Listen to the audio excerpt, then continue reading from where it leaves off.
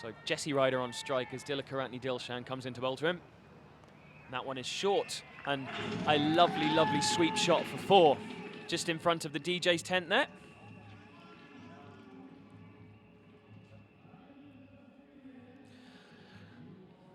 DJ sat just next to our commentary position here. It's a huge amount of organisation that goes on to get these matches on here. There isn't any of the facilities that you can see on our lovely pictures here when this ground is normally being used. It's a multi-use venue. So the Cricket Hong Kong guys have had to get everything brought in as Jesse Ryder comes down the pitch and then decides to work the ball into the leg side for a single.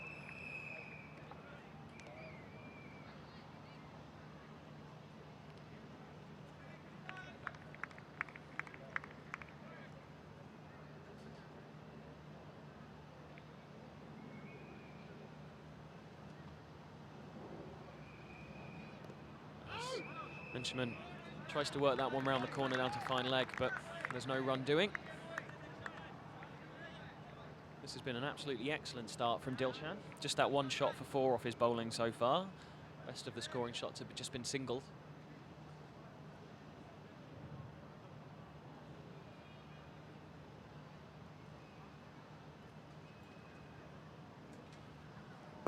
As that is an absolutely lovely check drive straight back down the ground.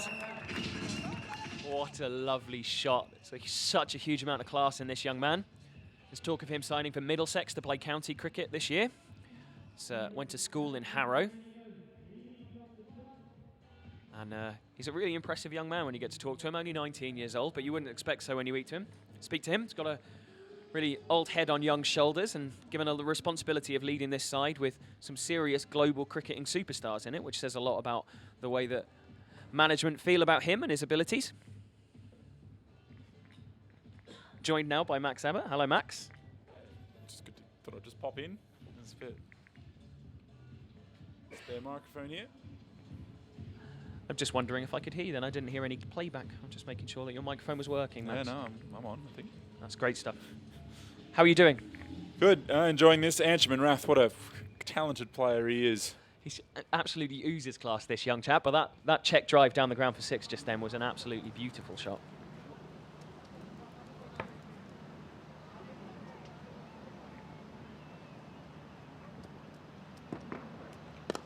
It's another ball from Dilakaratne Dilshan is driven down the ground for a single.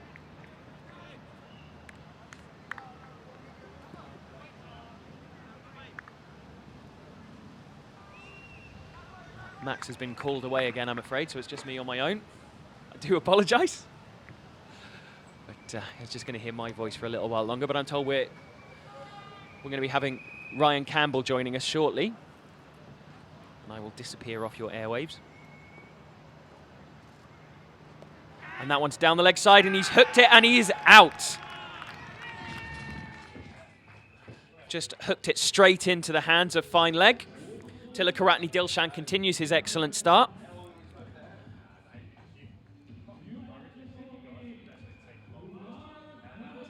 You can see Dilakaratne's reaction there to taking that wicket.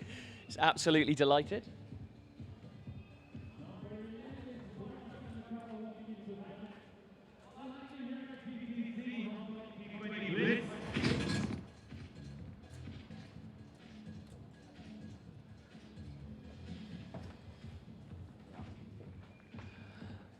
Hello.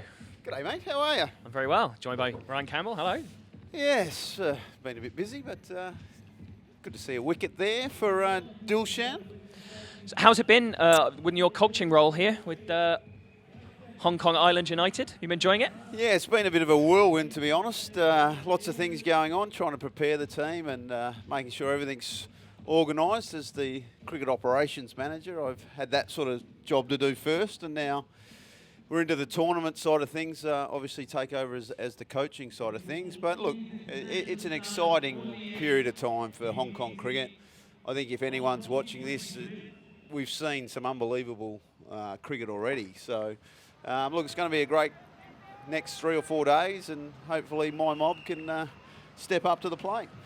Well, the innings we saw today from Misbah-ul-Haq be an eye-opener for some of the young guys you've got in your squad in terms of how to manage and time a 20-20 innings? Oh, mate, not just our squad. I think any young cricketer watching around the world on our feed that, you know, there's no rush. And I think there's a big difference to what... You know, Oh, as that one's been edged through to the keeper. Massive appeal from Riyad Emirates. And he says not out. They're absolutely convinced that Anshuman Rath edged that one. But he's not walking. Well, I actually saw him edge one to in the Netherlands series that pretty much had splinters on it, and he still didn't budge. There was a bit of deviation and the guilty look around too, so that's thank you and good night. Yeah. Little Anchi, he looks a bit... These are the sort of situation where suddenly you'll play a very guilty slog at one in a minute, but... You pay umpires to make decisions, don't you? Yeah, of course. Mate, Yeah, I think he's got away with one. he's got away brilliantly with that. Umpire Thompson doesn't think that's out. Yeah, mate, look, it's one of those ones. It's part of the game. No harm done. Well, oh, and he plays and misses at that one. No appeal that time. Well, That's a lovely ball. If you notice the difference, when he played and missed at that, he didn't look around very Yeah, quickly. He just, absolutely. That was just a normal shot. So, you know, body language of players give it away 100% of the times, really. Tell me about this young man. Look, he's a fantastic talent for Hong Kong. He's been probably a class player. We've seen him come through the ranks here in Hong Kong, and now he lives in England, and he's working with Middlesex as well. So there's a chance to play county cricket, which is a fantastic effort. Another great ball from Riyad Emirates. Pins him on the pads. He's all over him in this one. Yeah, well, it's good bowling, isn't it? And that's the thing it's a very flat wicket, and the first feeling you get is, oh, how am I going to get through my 4 overs? But, you've got to rise to the challenge. Short boundaries, you've got to have a plan, and then you've got to have a plan B, and then you've got to plan C, D, E, and F, all the way down to Z if you need it. But, I think bowlers should be looking forward to the challenge.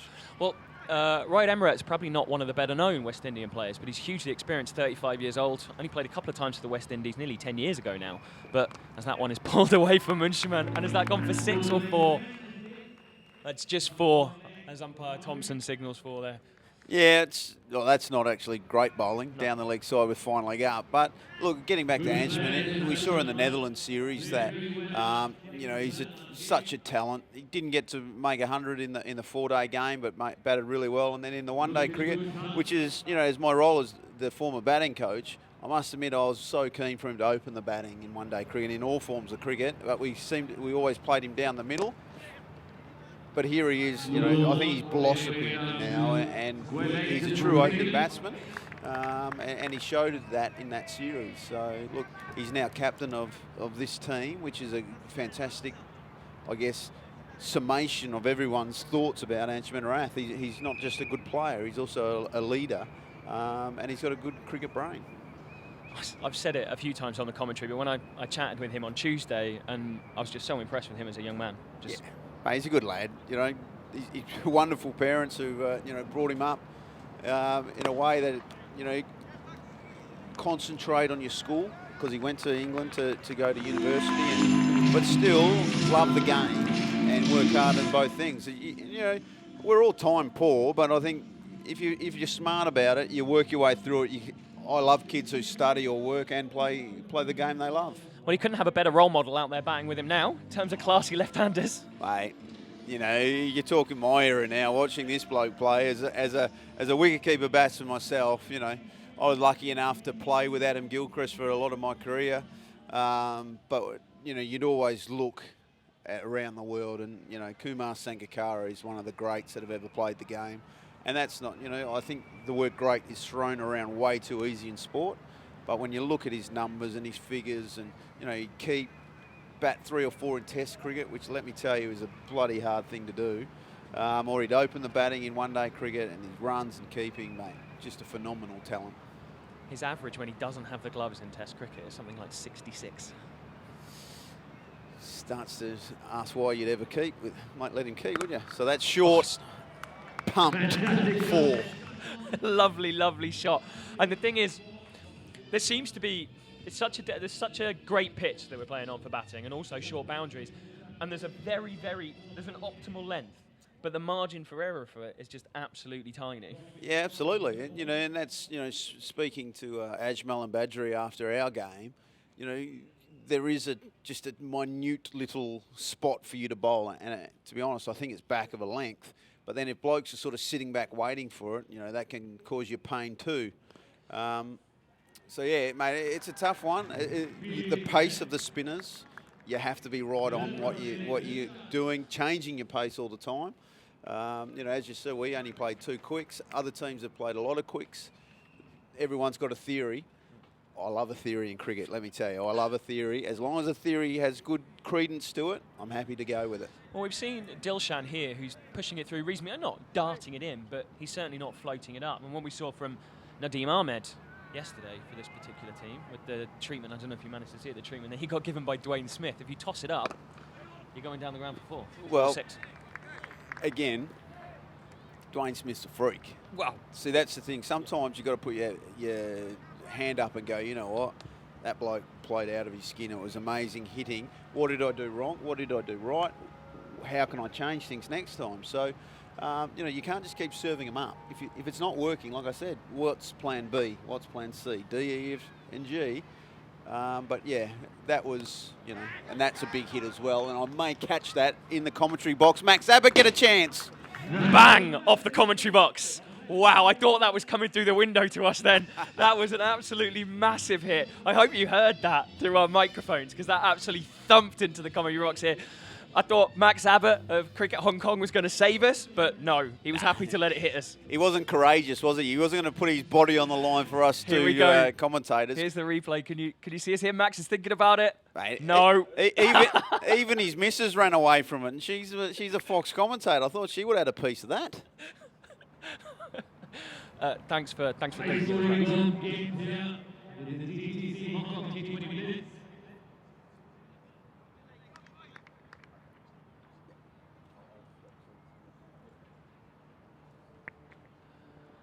So this one driven down the ground. I'm going to jog through for a single. Not too many 2s on this ground, and that was actually, again, another feature of your man Misbah's innings, was the amount of balls that he put in the gap and then timed brilliantly and judged the 2s, him and Munir Dar. Well, yeah, that's the thing. There is space. If you're defending your boundaries, there is always going to be space. If you manoeuvre the pace of how hard you hit it, and work into the gaps, and I thought that was a feature of his innings.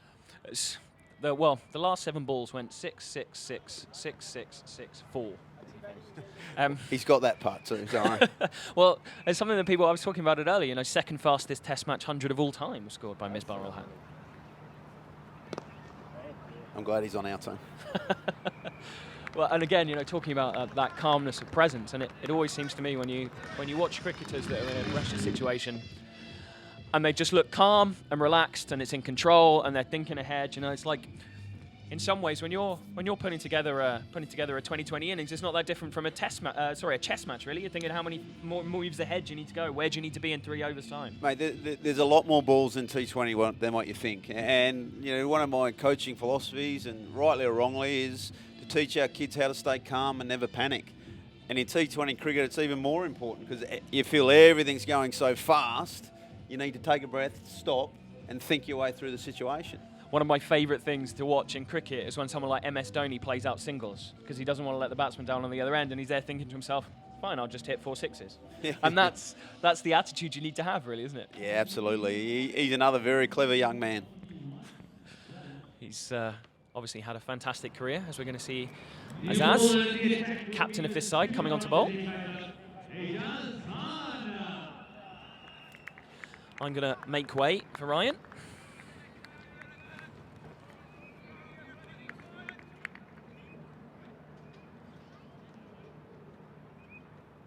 Move the ball here for 1 team. And it is now time to literally introduce Hong Kong jockey royalty into the commentary box. For all our fans, that's a good hit from Ajman Rath down the ground. Only the one, but Zach Purton has been kind enough to join us in the commentary box. Good afternoon, Zach. Hey, Cambo. How are you, buddy? Oh, I'm very well, very well. You're looking very relaxed. I know you love your cricket. What brings you down? I wanted to come and have a look at it. Like you said, I follow the cricket throughout the world quite a little bit. The Big Bash in Australia is very popular with the T20 there, and you know it's exciting to have it here in Hong Kong, and it's a good day. It is indeed. Obviously, I noticed you've got a Hong Kong United hat on, which is good to see you where your loyalties lie. Yeah, I know who's winning. It's very early days though, Zach. But look, how long have you been in Hong Kong now? It's been a while. Been here for 9.5 years. I originally come for 6 months, and here we are. We're still here. I love the city. I love the place. Yep. I like the racing. You know, there's a lot to like about this joint. Mate, they love their racing here in Hong Kong, and mate, some of the best horses in the world have come and you know been in operation up here. Yeah, of course. At one stage there last season, we had 3 of the top 10 horses in the world racing here, and for a population of only 1,200 horses, that's an incredible achievement to have. Yeah, absolutely. Now, you of course a sportsman of much note. Your cricket, how does it go? Oh, my cricket's all right. When I was younger, and I'm probably only a little bit bigger than those wickets, not that I'm that much bigger than them these days, I was quite handy with the bat, and I used to bowl a little bit as well. I was about a medium-pace bowler. I'd put a little bit of spin on it, not too much, and I was quite effective. I enjoyed it, and I contributed to the team. Excellent, excellent. And I love being around you because obviously you're probably one of the few people I'm taller than, of course. But look, mate, what's on the calendar? Obviously, we've seen that generally the international race meet is the big part of Hong Kong racing. But where are we at in the season? We're about halfway through our season here in Hong Kong. We've got the Hong Kong Derby coming up next week, which is exciting. It's the biggest race locally that's down for the the owners. ground. Sorry, Zach, that's down that's the a massive ground. hit, that one, isn't it? That's that is magnificent Enjoyed batting. that. So tonight I get on a plane, I go down to New Zealand, I ride the Auckland Cup meeting there on Saturday and fly back here for the races Sunday. But once we get through the Derby next week, you know, it's sort of downhill for us until the end of the season. Well, speaking of classy customers, this Kumar Sangakkara, that is just beautiful batting. It's good to see a player of this calibre here in Hong Kong, isn't it? Well, that's the thing. This Blitz has been amazingly attractive to cricketers around the world. 25 of some of the biggest names in cricket coming to our shores is fantastic effort.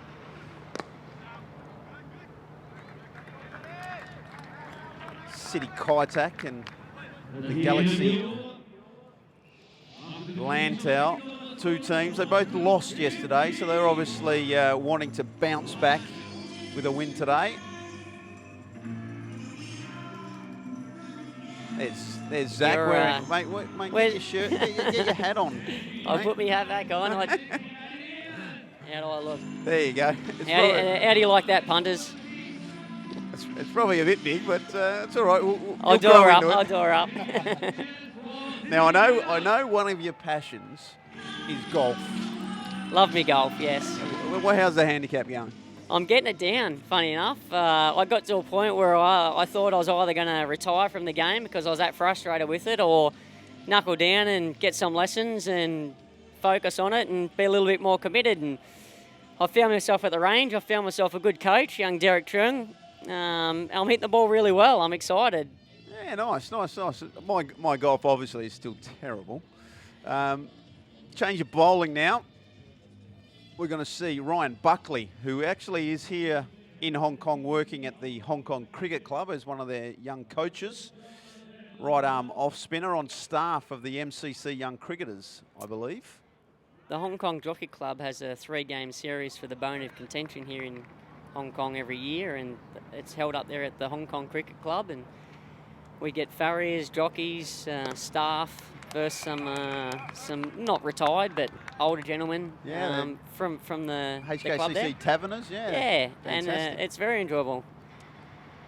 Maybe a beer or two after the game, mate? There's a few frothies during the game, mostly. Fantastic. Ryan Buckley bowling off spin to Kumar Sangakkara. How am I going?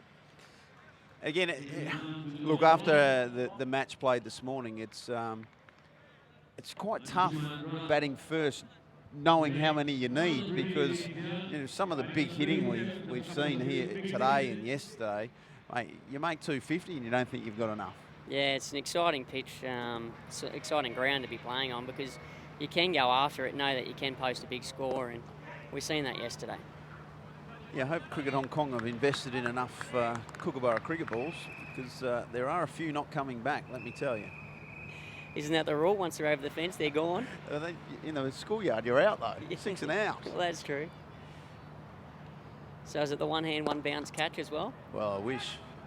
I think some of the bowlers have wanted something in their favour, but that's the thing. It's a good test, and you know, obviously when you're riding a horse, you've got plan A, but if things don't quite go right, obviously you need to plan B, C, and D. You've always got to have that in the back of your mind, but the best way I find is always just to feel your way through it. You ride a lot on feel, you ride on instinct, and I think on a ground like this, it's probably how you got to play as well. Yeah, absolutely. Now, here's one for our listeners and viewers, as that's short and punched away beautifully from Anshuman Rath for 4 runs. He's timing the ball very well. Tell me the level of fitness that it takes to ride a horse in over 1500, 16. There's a wicket. Catch. Can you believe it? Big wicket of Anshuman Rath. Ryan Buckley in his first over comes on and takes the big breakthrough, takes the skipper. I'm sure City Kaitak members are pretty happy. Pretty straightforward. Caught and bowled. Just stopped on him a little bit, and it's all she wrote for Anshuman Rath.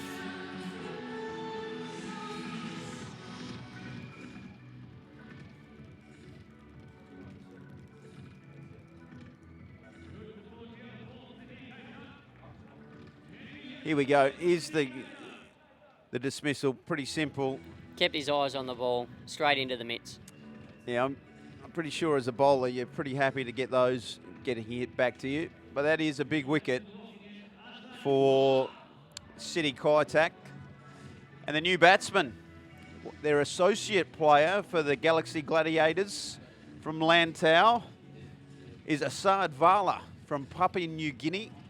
Now there is a good cricketing story. The emergence of Papua New Guinea as an associate force to be reckoned with, really. They have their one-day international status now and are going very well. And as that wicket has fallen, we're going to also see a new bowler introduced into the attack, as Azaz Khan, current Hong Kong player, plays at a very good club team too, Zach, in KCC. Well taught too, I'm sure. Well, fingers crossed, but we'll see how he goes. But look, he's been a very good player for quite a while now, Azaz. Look, he's a fast bowler. His batting has actually come on. Needs to keep coming on so he can become a genuine all-rounder, but he's been a pretty good find for the Hong Kong Cricket Association. It's great for players like this to be able to come out and play with the calibre of players they're up against this week as well. They really must learn a lot. And well, I know some of our lads they couldn't sit down once Misbah and Sage, Ajmal, and that's good bowling. That might be a drop catch. Tough one. Would have been a toughie for the wicky up the stumps. But I got a feeling that the umpire, Ian Thomas, was sort of smiling there. He may have thought there was an edge on that. Just the reaction from everyone. Got a feeling there might have been a little bit of wood on that.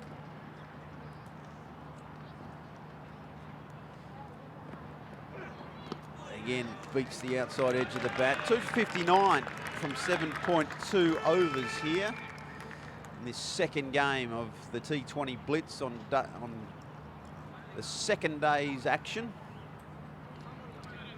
Young Pooran up to the stumps. And again, most of the medium pacers will be operating today with the wicketkeeper up at the stumps, trying to keep the batsman in their crease.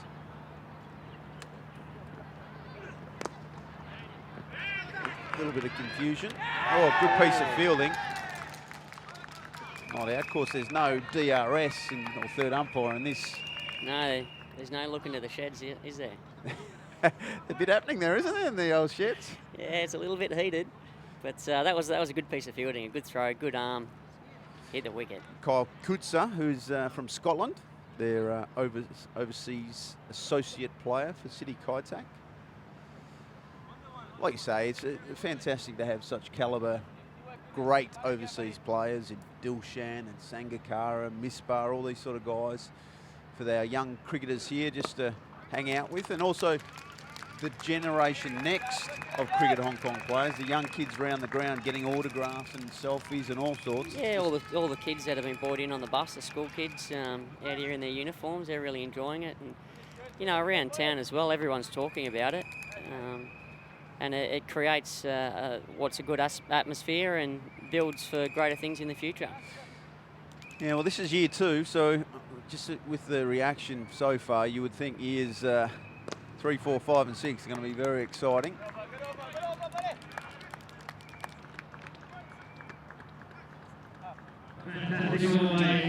Ground, recreation ground, looking a picture. A lot of hard work being put into this. This is one question I wanted to ask is, why is it every time a batsman goes out there and he looks down the crease at the umpire for the middle of the stump, do they all put a different line in the ground? Well, surely one line would be enough. Well, that's a good question. I think everyone, people take whatever guard they take, middle leg stump, off stump, whatever it is. You're right, because the guys earlier generally take middle, and most people take middle, and there's a line there. I think it's a nervous habit from everyone. They have to get, yep, that's my mark, and they look down. But yeah, it's a good question. What I find is that the times that I've batted and asked for middle stump, and the umpire's given me something that's not even close to what the previous person were batting on, I'm thinking, gee, where were they batting on? Another single there, Ryan Buckley in his second over. Yeah, I went in and had a quick look at the pitch before I came over before this match started, and there were 4 distinct lines there in front of the wickets, and I down couldn't work the out ground. which one was the middle. That just sounded good, wasn't it? That's another ball that's gone to the locals. Straight over the paling. Into the softball stands that. That's a beautiful cricket shot. Hitting straight, very short boundaries here. Down the ground. That's a big timed that shot. very well, didn't he? Well, as you can see, he's not trying to hit that ball very hard. He's just getting in the right position and timing it, not swinging himself off his feet. Mate, great contact. See you later. Just for everyone at home too, they're about $1,000 a ball, these Kookaburra balls, $1,000 Hong Kong. They are expensive, let me tell you. So you want to get them back. Or come and pitch a tent outside the wall and just collect them all, sell them back to the club later. Well, the funny thing is the Lion Rock end of the ground, if it goes over that fence, we can't get them back. So there may be a few locals down there, if they realise what they're picking up, they may make some cash. I might send a few mates down there, to be honest. Nice little money earner. Down the ground again. Just a single this time.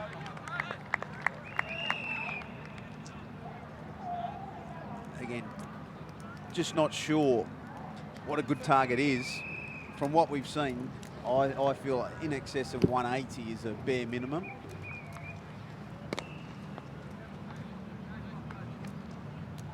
Even in the previous game as the coach, when we got to 217, some fantastic batting, obviously, from Misbah al-Haq, and assisted by a lot of our middle order, but at no stage did I feel safe. Yeah, it's understandable. Oh, that's good bowling, that's good bowling. He's hit that. Kumar, very quick to show that a little bit of bat on that. I think he got a bit of a dodgy decision yesterday, to be honest, from all reports. Let's have a look at the replay. Let's just see what that... It's probably not going to help us, though. We can't see much off that replay. The bowler thought he was a chance. Might see if we can find that and have another look. Here it is. If we have a look at that, yeah, that's bat. That's definitely bat. And sliding down, to be honest. Didn't straighten enough from that wide of the crease angle. But it is continuing on. Asad Vala is trying to find his way. Great pick for bringing this guy up, because he's a very good player. He's made a lot of runs in associate cricket, and what an opportunity it is for him to come up here and show his wares on the world stage. As he goes down the ground this time. Chris Jordan well there. fielded. Yeah, really well fielded.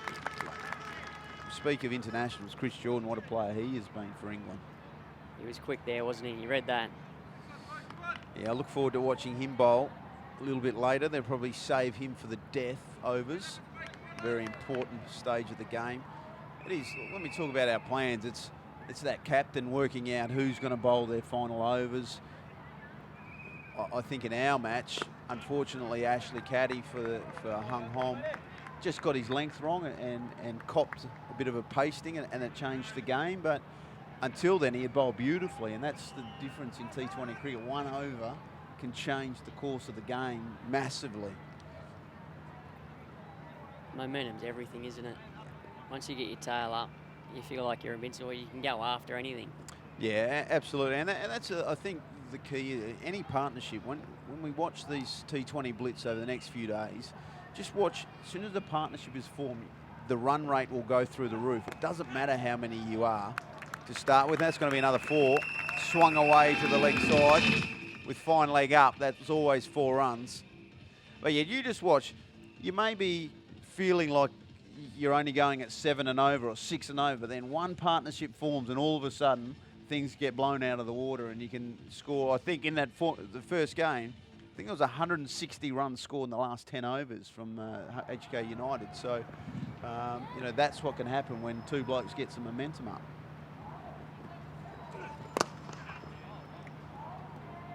Good to see plenty of people here on a Thursday here in Hong Kong. Stands are filling up. I know that Super Saturday, so to speak, is sold out, and I think there's maybe a few tickets left on Sunday, but it's the reaction of the crowds here have been fantastic. Let me tell you one thing though, Zach. You get up early because you have to ride track work and all that, but as the coach of HK Island United, 7:45 is the starting point for Saturday's game for us.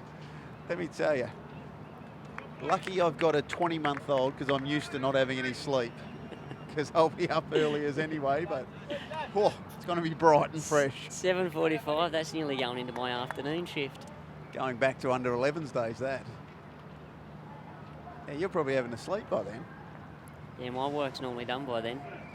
Explain to me that. I've always wondered, horses' race day is in the afternoons or at night. Why do we train our horses and do all our track work and stuff so early? Like, you're talking 3, 4 o'clock in the morning. Yeah, I'm not 100% sure what the real reason is, but my belief is that because the races are on in the afternoon, everyone needs to get their work done in the morning and get it out of the way, and then they can go off to work. Yeah, right. It's just been like it for a million years, and Yeah. they just Doesn't leave make it it that way. right, though. It doesn't make it right, no, and we have tried to change it, but Yeah. the powers to be want to keep it the way that it is. So for those who don't realise the Hong Kong racing operation up here, Wednesday night is generally Happy Valley, and then Sunday out at Sha Tin. In the meantime, during the week, you're doing trials and training every morning? Yeah, we have trials here in Hong Kong 2 days a week, Tuesday morning and Friday morning. We have our main gallops normally on a Monday and a Thursday morning for the Wednesday and Sunday meetings, and you know, the horses are working every day. Yeah. But obviously they do fast work some days and slower work other days. They might go to the swimming pool. They've got all different types of routines. I was going to say, for someone who I've lived here now for 5 years, it's not like we got a lot of space here in Hong Kong. No, we don't have a lot at all. That's why we can only have a maximum of 1,200 horses here at one time. So as horses get injured or retired and go out of the system, they can bring new horses in. Okay. And of course, if they're not very good, they get retired quite quickly. Very quickly. I think I've backed a couple of those.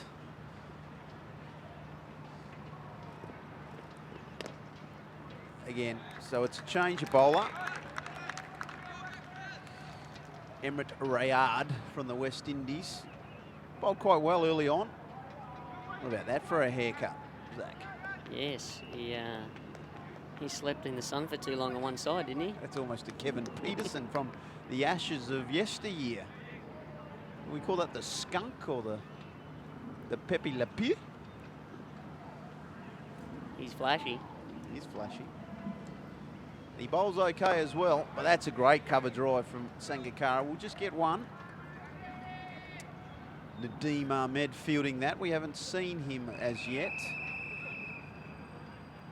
He is another Hong Kong national player who's generally been very good.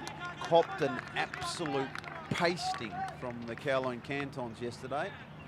And Dwayne Smith, but that was one of those days. We're talking about incredible innings, 120 off 40 rocks. Yeah, unfortunately for me, I wasn't here to see that. I was getting ready for the races last night, but I read about it in the paper this morning and thought, wow. People What an can effort.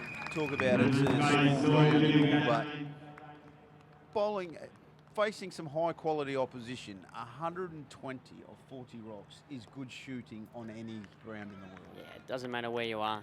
That's when you got your eye in, you're full of confidence, and you're seeing them like watermelons. Yeah, mate. From all reports, and I tell you, we may be able to show the viewers at home who missed a bit of it. We'll see a little bit of that in a while, but outside edge, leading edge, and out. Oh. Interesting decision. Third man was up, tried to work it to the onside, and somehow got a leading edge all the way down to short third man, and a big wicket. And Vala is the man out. Rolls the fingers across the seam. And watching and pretty happy to take the wicket. And fairly happy about it. Asala goes.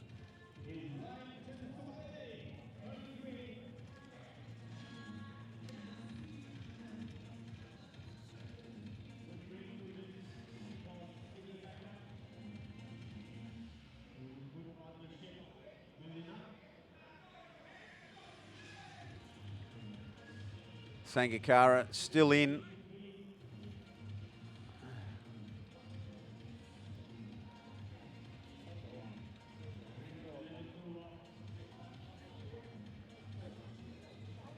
As we see here, just trying to work it to the onside.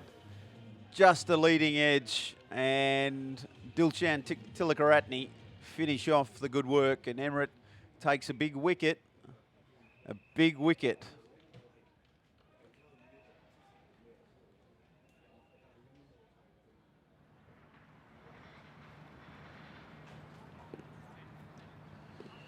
New batsman for the Galaxy Gladiators Lantau is Ryan Tendaskada.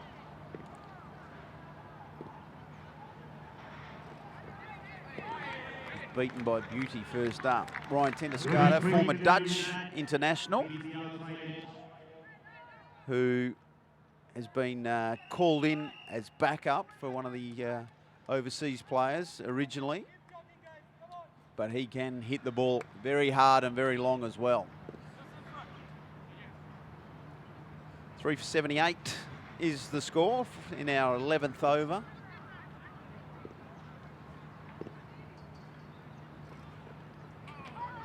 Beaten again. Good change of pace, it looks like. And he rolls the fingers across the seam and changes the pace. Yeah, it just dipped on the batsman then, didn't it? Yeah. Hey. But look, if you weren't at the ground yesterday and you didn't see some of Dwayne Smith's batting, take 30 seconds out of your life and have a look at some of this. Bowling a full toss is probably not where you want to go. That's on the roof. There's another 600 smackers gone from a kookaburra. A little bit short, that goes. So we've seen a full toss, a short ball into the Peroni tent, which is a very good sponsor. Bowls it up, goes downtown. So there we've seen pretty much a wagon wheel so far. And let me tell you, you can't get those balls back. That's a big, big hit. And there is his 100. And let me tell you, he's a big man. And when he hits them, they stay hit. Even edges, just over the keeper's head, if you don't mind. Back here live, and we see Kumar Sangakkara continuing. But yeah, Dwayne Smith, what an innings yesterday. Unbelievable.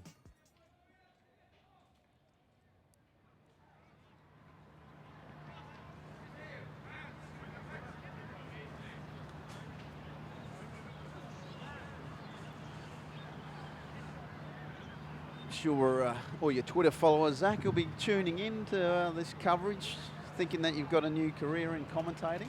Yeah, no doubt. They always say that I've got plenty to say, so.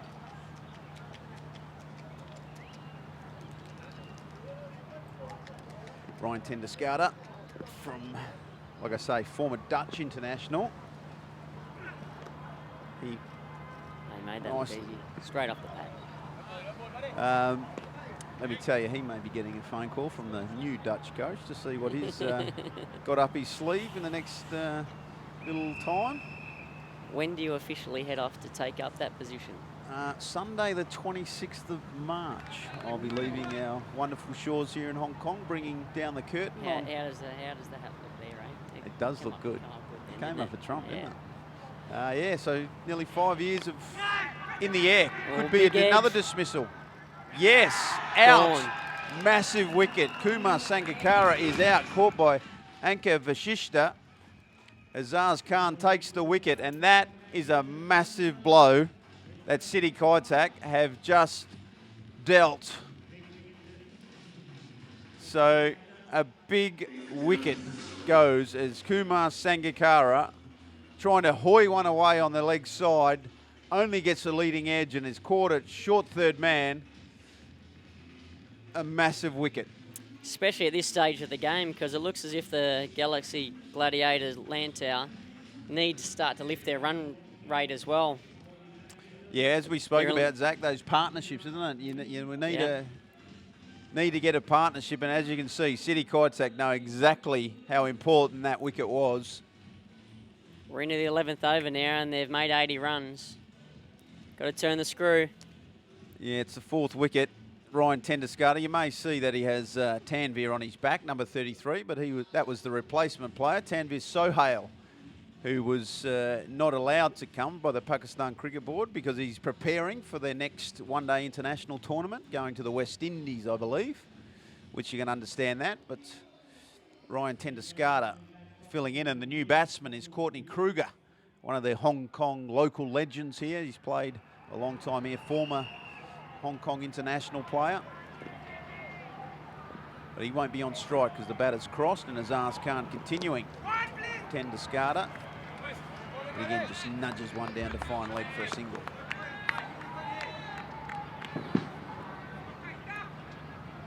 Well, the umpies looking fresh in their purple woodworm tops.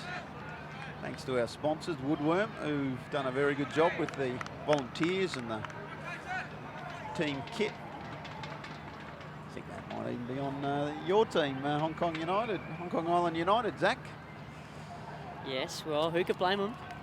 Hey, They're winners. Yeah, well, they are. Ian Thompson making purple look good, that's for sure. It's a tough thing to do, Zach. Make purple look good. Wide ball down the leg side. Young Puran, wicket keeper from the West Indies. We've heard some very good stories about this young player. Perhaps a very good future ahead of him. Dashing with the bat, good gloveman.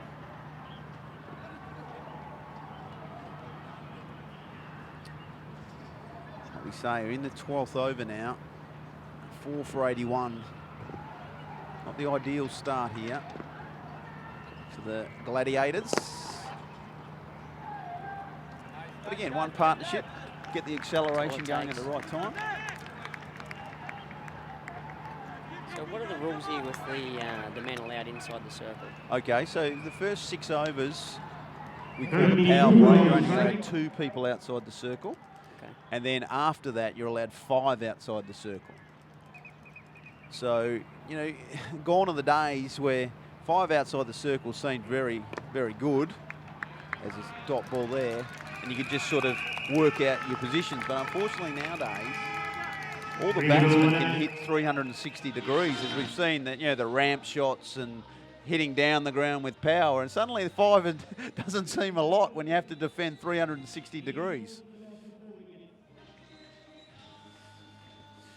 And we're going to see another change of bowling. It's going to be Nadeem Ahmed into the attack. So we see the kids, plenty of colour, plenty of excitement around the ground.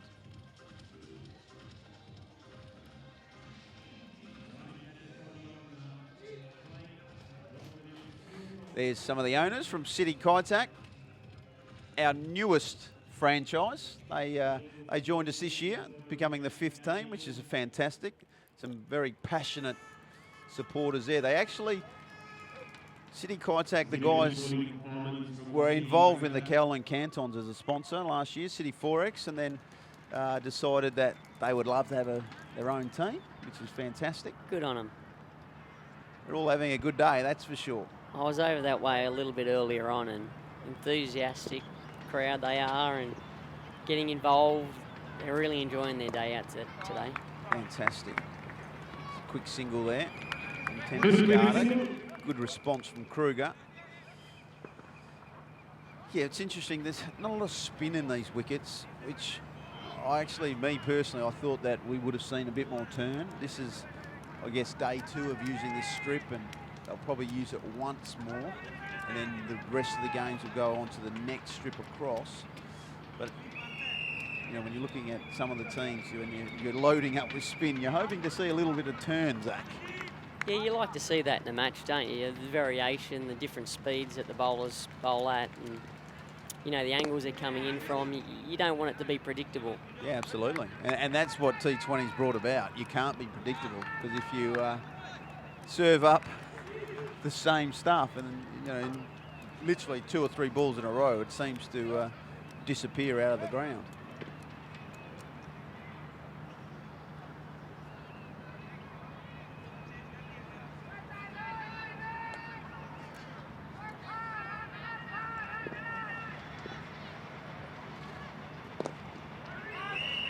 Again, that's good bowling. It's sort of, you're bowling into the deck. A single's great. It's one of those things. Hitting to where your boundary riders are. Give them a single, that's fine. You know, in T20 cricket, if you go 6 and over, that's almost like a maiden in Test cricket. You're strangling them. Although I was lucky enough to witness one of probably the greatest bowling performances in a T20 game when Mitchell Johnson served up in the semi-final of the Big Bash, when he bowled 4 overs, 3 for 3 at the Wacker. Was some of the most breathtaking fast bowling I've ever seen.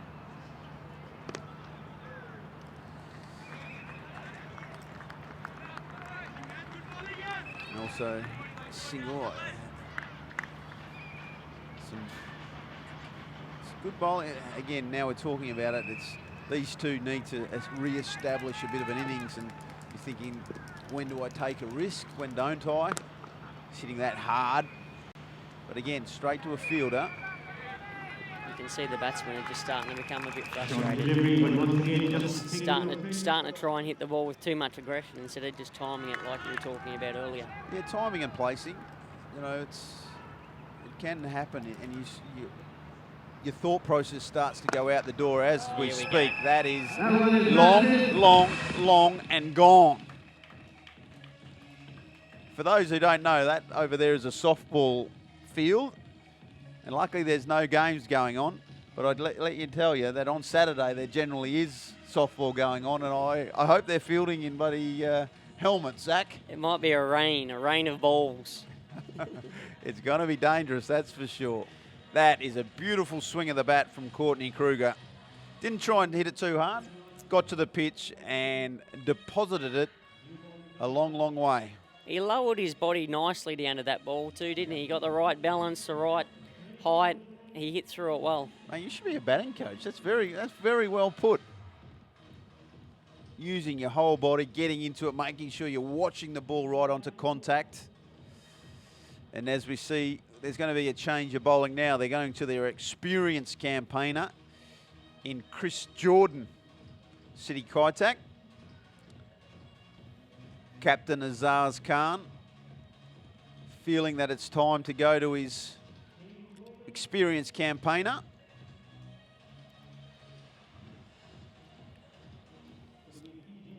DJ Sasha doing a good job out there between overs. There's some heavy beats. I must admit there was heavy beats this morning during warm-up, Zach, and I thought that me of my age was thinking, gee, a little bit of Bon Jovi or something nice would have been good, but they've been thumping them out all day, let me tell you. Perhaps a Celine Dion song here or there? Or Quite the romantic, are you? Now that you've got the 20-month-old. Hey, yeah, as you know, Zach, the 20-month-old, all the romance has gone out the door, buddy. Sleep, and no more sleep. It's a thing of the past, isn't it? Yeah. Not that we don't love our children, but geez, I'd like a sleep every now and again. I've got a new foal on the deck too. He's only a month old, and I tell you what, I can't wait till he gets to 20 months old and starts sleeping a bit better. Yeah, well, you don't sleep anyway. You're up early at the jockey. And as in the commentary box, if you just join it, I'm joined by Hong Kong legend jockey Zach Purton.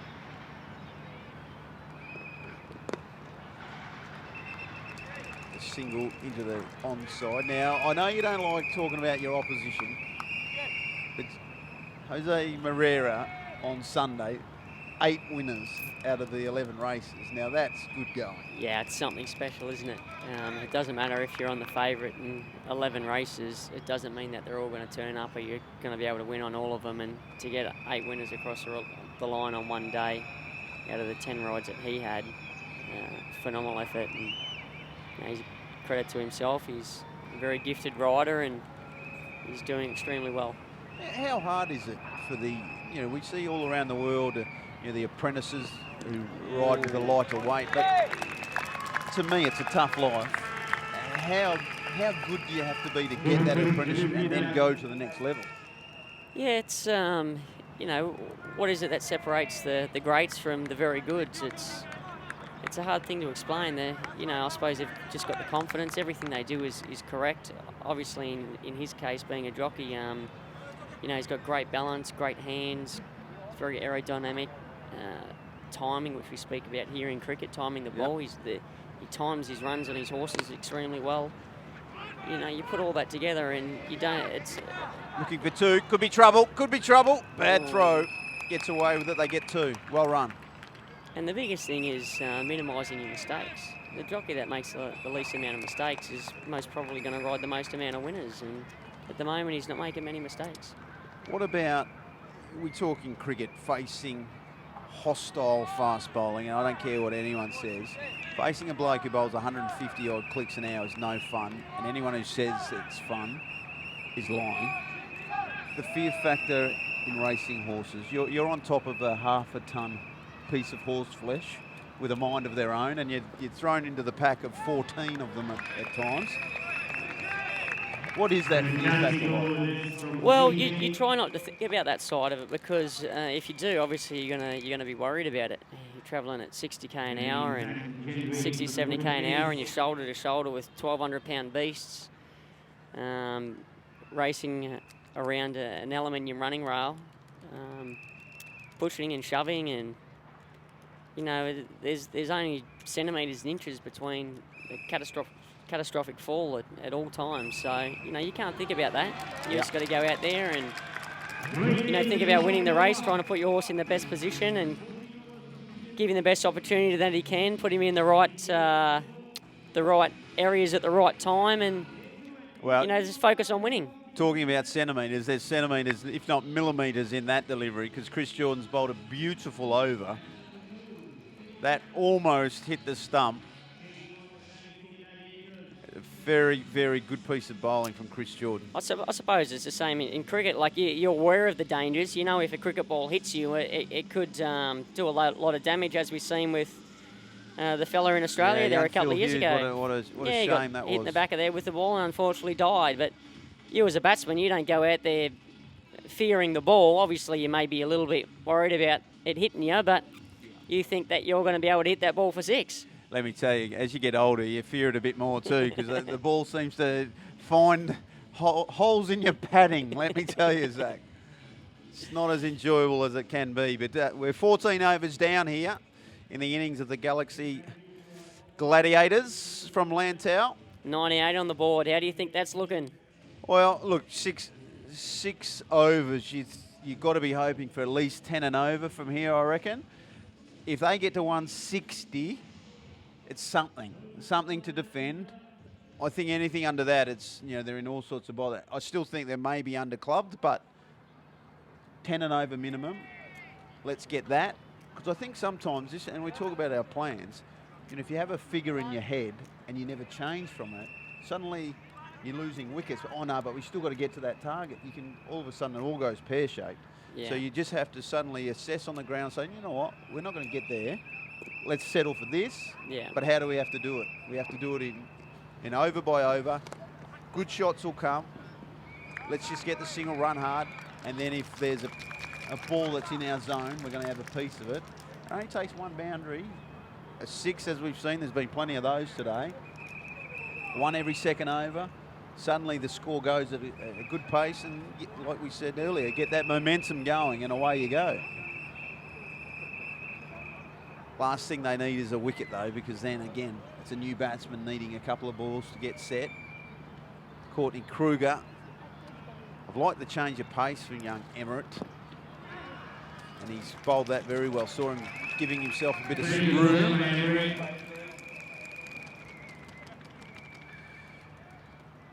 Big lad. What I've seen of him, he's a very impressive young man. I love his change of pace in this sort of situation, that on a surface that we talk about is, you know, so flat. The change of pace is a very important weapon.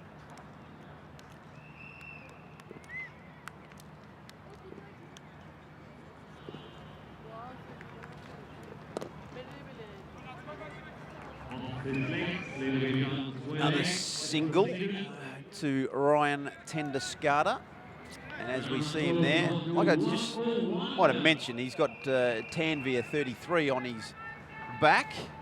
Unfortunately, Sahir Tanvir was a late withdrawal from the Galaxy Gladiators lineup due to a call-up for the Pakistan one-day tour to West Indies. So obviously it's a bit hard to get the printers done in a day's time. Let me tell you, it's hard work, Zach. I can tell you exactly how hard it is if you get me going. But we're there. Everyone, all I said in my mob, after all the work that's done, as long as I've got 11 players and they all wear the same uniform, I'm happy as the coach. Yeah. It's good bowling. Again, nice in the block hole. Waqas Khan there on screen, a former vice captain. Got a bit of tape on his fingers.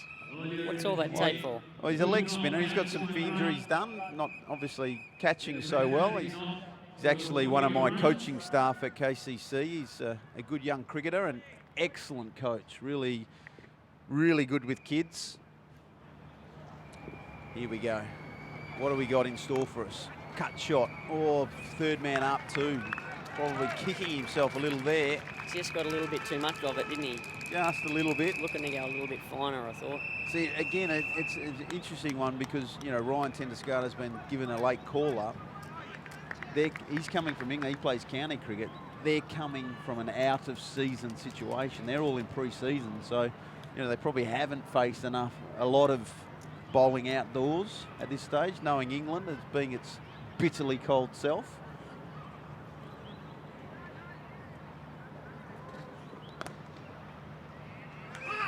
That could be a boundary they needed. It is. Courtney Kruger stood still that time, just angled down the leg side, and a good boundary. Well, we talked about Dwayne Smith earlier, Zach. Let's keep going with the West Indian feel of things. Darren Sammy, the showman, yesterday absolutely put on a show here at Twincon Ground. And this is what he did. The big man, big bat lift, good levers, just decided that it was time to get on with it. And when he hits them, let me tell you, he hits them long. 52 of just 19 deliveries. And again, that's solid, and that's just met and dealt with. And again, 52 off 19 is good going in anyone's language. And that was always going for 6. Of course. One thing I noticed with him is he stands quite upright. Well, he's a very tall man. Yeah. So for me, when you're batting, the key to it is keeping your eyes nice and level. Yeah. If your eyes are level, you can obviously watching the ball is the most important thing in cricket. So by keeping your eyes level and standing upright, gives you the best chance. As soon as you start bending over, then I'm starting to look almost on a 45-degree angle with your eyes, which makes things a bit awkward. So, you know, him as a big man has obviously decided he's going to stay nice and upright and use his levers the best he can. And, you know, when he hits them, he does hit them. Looks like he's got carrying a little bit of an injury. I must admit, watching him in the game against us, he didn't bowl and might have a bit of a groin strain. It's not going to worry him when he's putting it over the boundary, is it? No, No running between the no wickets running there. between wickets there. No running between wickets there. And I'm hoping that we had a little injury concern ourselves to our overseas. Ian Bell was hit on the foot when given out LBW, and I didn't see it because I'm sitting on square leg, but my brother texted me and he wasn't happy with the decision. Not that I cared, Zach, because I don't do that sort of stuff. And that could be 6 more. Yes, it is. 6 more to Courtney Kruger. Nadeem Ahmed just bowling a little bit too short there. Kruger rocking back and putting the ball over that mid-wicket boundary. Good transference of weight. Didn't try and hit it too hard. Maximum. Over the wicket now for Nadeem. What's he got forward for us? Hits it towards us, and that's going to be 4 more. When he first hit that, I thought deep mid-on will get around to that, but suddenly it just picked up pace. When was it bounced once? It's like it had a bit of top spin on it.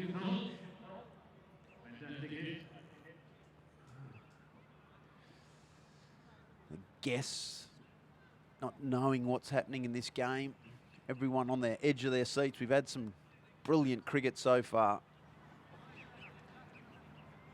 Can the Gladiators just accelerate and give themselves a target to defend? Courtney Kruger is trying around the wicket this time from Ahmed. Gets a single. It's almost a situation where you're bowling 1 over spells from either end, and you can almost, each ball you're trying to change something. At times, it's such a different game that, you know, in the old days, if someone had said, oh, you're going to bowl 1 over spell, I think a fast bowler would have probably punched you. There's that much variation. It's that quick. Down. There we go. Didn't even see it. I heard it, and it's long, and that must be $600 down the drain. As soon as you give it a little bit more air and don't get the right pace, batsmen are just so confident getting themselves down to it. Swing of the bat, see you later. Tell you what could be interesting though, Zach, before I hand up to our next commentator. The size of the bats. We've talked about a lot over the last probably year. Here we go. We've run out of balls here. Well, we've had to go for a new box. We're looking for a new stack. The size of the bats have increased unbelievable. They're massive. You know, look at David Warner's bat, who's a fantastic cricketer. The size of their bats is just, it's unbelievable how bat makers have managed to do it, and they're all light. The MCC obviously have decided, you know what, enough's enough. The safety of players and umpires is starting to get a bit risky. So there will be new laws, and bats will have to get a bit smaller again. I think they're trying to bring in the size of the edges or something, which will reduce the size of the bats. So it will be interesting to see what happens with the next stage. High ball. Of course, because could be out. It has to be out. Nadeem Ahmed will take it and takes the catch. Boom. Big wicket. Ryan Tenduscarter is on his way. Yeah, in recent years, it has become a batter's paradise, so to speak, hasn't it? Here we go. Here's another look at it. He bowled it wide. He bowled it very wide, trying to keep away from me. He tried to drag it to the onside, and he's not too happy because he just got deposited for a big 6, but he's got the wicket. As I can see, our director of cricket, Charlie Burke, standing in front of me. It's funny because he's standing inside. He's standing side on, yet both of us can't see through him because he's that big. But a good piece of bowling there from Nadeem Ahmed. A big wicket. The Gladiators were just starting to build a little bit of momentum too. There was that feeling of momentum, wasn't there?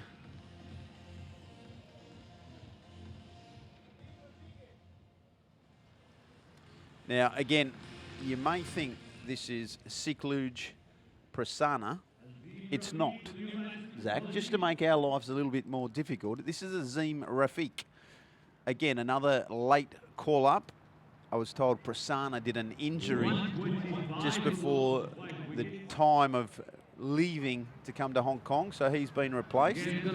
This is Azim Rafiq, young English county player. See what he's got for us. Facing Chris Jordan back into the attack. Bowled a beautiful over a couple of overs ago. Oh, no. Good sound. I think that was a good call by the umpire. Yeah, let's give the umpire a plug. Good on him. Very good call. We could hear in the effects mic it touched something. Bat didn't look too close to it.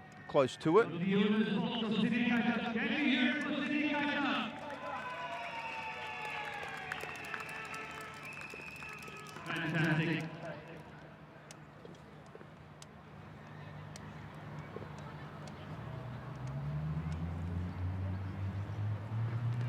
Short delivery. Going to get a...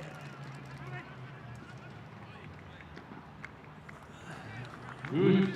Holding there, Chris Jordan. Good wicket. Good running between the wicket fighting. With our time almost coming to an end, Zach, I'm just going to take this opportunity to wish you all the best for the rest of the season. Thanks, Cambo, and you too when you get up there. Mate, I'm sure you'll come to me and visit me in the Netherlands, won't you? I will. It's already down on my travel itinerary. You're always on holidays, you. Occasionally. But I'll go anywhere to play golf and have a good beer. I'll meet you in the south of France somewhere, I think. But, mate, we appreciate your time. I hope you enjoy the rest of the day. And like I say, good luck for the rest of the season. Thanks very much. It's been a pleasure coming out today and watching some fantastic cricket and being able to spend some time with you good fellas. Well, we're getting replaced with some big hitters because Simon Millington is about to join us. They scurry through a quick single. And they get there. Fantastic bowling by Chris Jordan.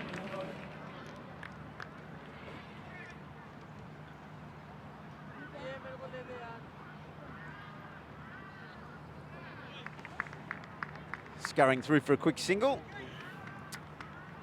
Azim Rafiq batting with Courtney Kruger, and I'm joined by legend he is, Simon Millington, the owner of Woodworm, former chairman of Cricket Hong Kong. Good afternoon, Simon. All right, thank you for those kind words. Oh, they'll end there, let me tell you. That's all you're getting from me. It's Chris Jordan. You're a fan of him being a good English lad. He's played very well for England in one-day cricket. He has, yeah. He's an interesting one. His run-ups are interesting. The sort of the stutter and a lot of pace in the shoulder. Yeah, it's not a free flow, is it? But he's such a strong man, broad shoulders. Gets the job done, that's for sure. Good change of pace.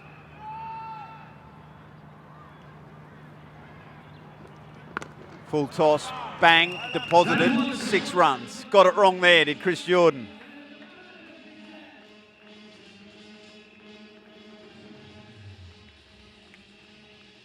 Full toss on leg stump is probably not the ideal location, and that was always a recipe for disaster.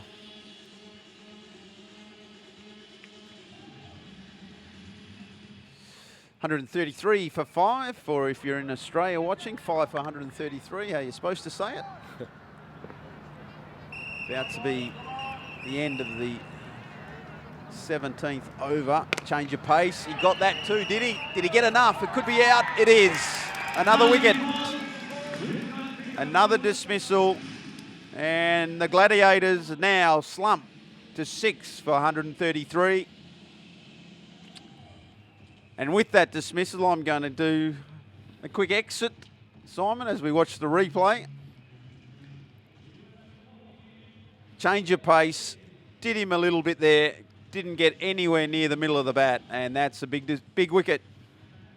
Yeah, well taken there from Ryan Buckley. 133 for 6.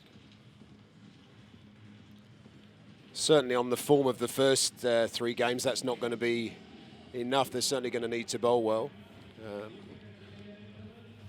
Chris Jordan, as he proved yesterday, is a more than useful batsman as well. So the Gladiators are certainly going to be up against it in this game. And there's the owners from City Kaitak looking somewhat pleased with the state of the game. Welcome, Bimal. Hello, Simon. How are you today? Good, thank you. Enjoying a good day of cricket? Very good. Yeah, some good stuff being played. Some interesting first game was brilliant to watch Mishbah. The way he played, the difference in how he played in comparison with some of the big hitting of Darren Sammy and Smith yesterday, how he sort of worked the ball, worked the singles, and then just accelerated at the end. Yeah, I thought his approach was a little interesting because he seemed very almost test-like initially, working the singles, working the ball here and there, which I guess you have to do initially as he tries to cut shot and misses there. But honestly, I think he built himself up, got himself used to the conditions, and then he launched after that. Yeah, I think the Hong Kong team, the Hong Kong United team, are probably a little bit weak on their batting. We've seen Nadeem Ahmed coming back into bowl I think, for the first time. He's had not his greatest day yesterday, bowling 2 overs for 57, but he's a skillful bowler, so be interested if he gets his line and lengths right today. Definitely be looking to bounce back after that, let's say, shocking performance.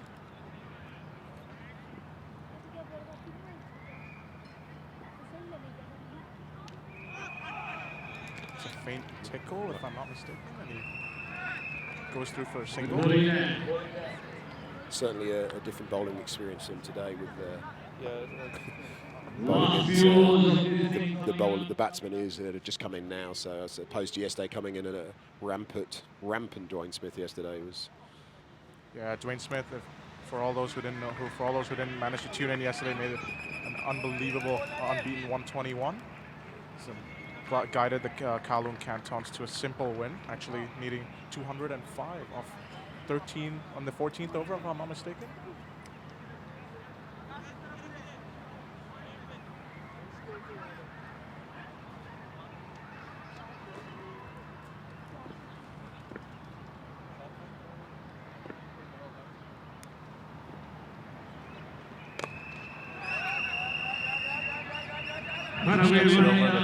Gets over field, have a good field.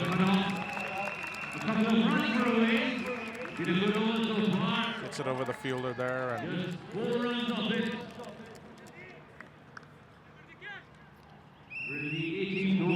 Wakas Barkat fielding down there. It's probably the finest fielder in Hong Kong. So.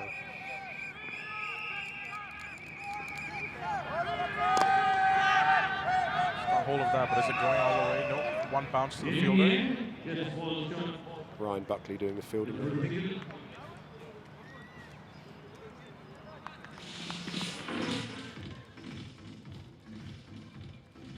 As the over completes, we have another solid day of cricket here. No rain delays today, which is a good sign for everyone. Yeah, I think the weekend's looking okay. So hopefully we've seen the end of the rain. We see a scorecard here of the Gladiators innings, and we see Anshuman Roth again leading from the front, like yesterday. Yeah, he batted beautifully again today. Anshuman he's certainly a classy player and somebody that everybody in Hong Kong's very proud of.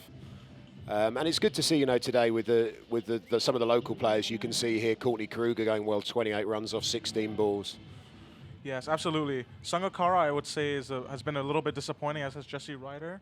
Didn't really live up to the potential that people probably wanted to see from them. Yeah, I mean, they've certainly haven't quite got going yet, but it's a long weekend to go, so hopefully they can still have a bit of impact in the tournament. Absolutely. Everyone's come to see these big players, and no doubt. Well, I'm not quite sure what was going on there. That's a bit of a nothing shot, really. That was appalling, really.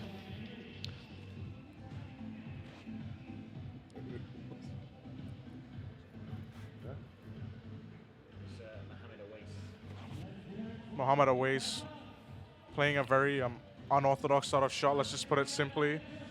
Yeah, just trying to give himself a little bit of room now. Brings Hasib in. He can bat.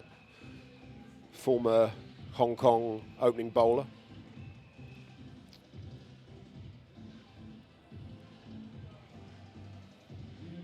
Hasib will have to do something to try and help Courtney Kruger out. Kruger going really well right now on unbeaten on 28.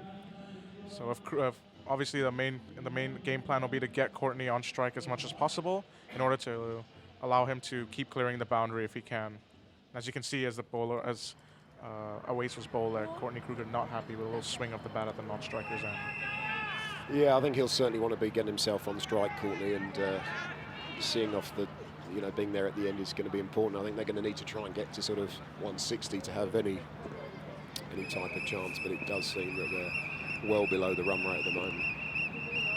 Ryan Emmerich strays a bit leg side, just gets worked away for a single.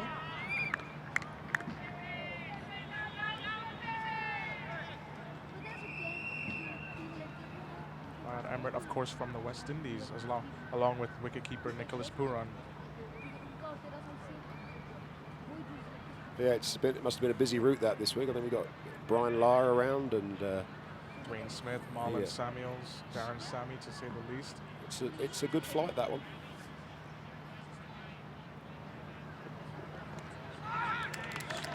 Follows him on the leg side, but Courtney Kruger can't get it away. Former national player Courtney, of course, is a very fine batsman, plays up at the Hong Kong Cricket Club where he's captain of the Premier League team up there.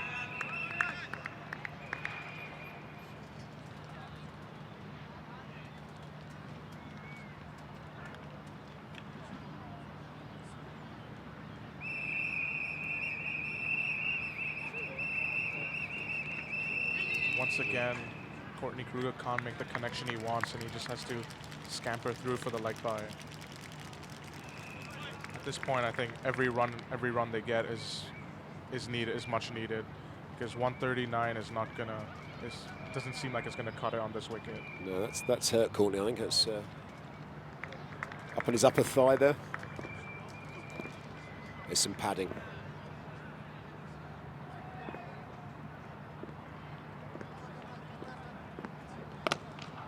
He's got a hold of that, and it seems to be all the way out again. Great catch there. Great catch there on the boundary by the Hong Kong Island United player. It was. I believe that was young Ryan. Kyle, I beg your pardon. Obviously, Coach is old Ryan, of course, and young Kyle there. Hong Kong Island United today winning their first match against the Hung Hom JD Jaguars. Hashtag United We Stand, or United We Win. Oh, is that the hashtag? Okay, very good.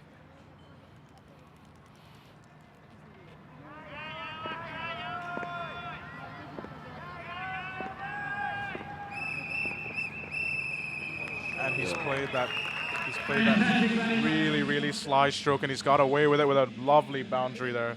Ryan Emmerich just looks a bit bemused there. There are a couple of people claiming ownership of that shot here today. Obviously, Ryan Campbell and Dilshan, known as the Dill Scoop. But Ryan would have you know that it was him who started that a few years ago. So I'm sure they're both a little bit of pride in that shot. I'm sure if you argued with him, he'd just whip out his phone and show you that YouTube video that everyone's been talking about.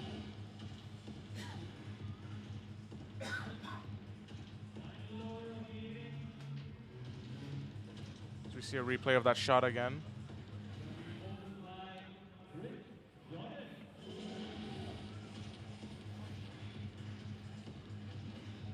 So last over to be bowled by Chris Jordan.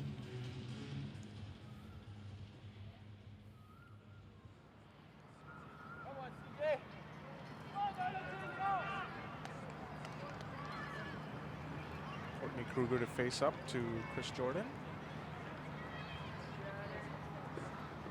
Oh, cheeky.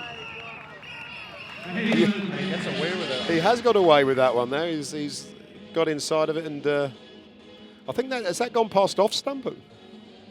I honestly thought I was going straight onto the stumps when he was moving Yeah. that far, but he seems to have just skirted past the stumps and it's beaten Nicholas Puran and gone straight to the boundary.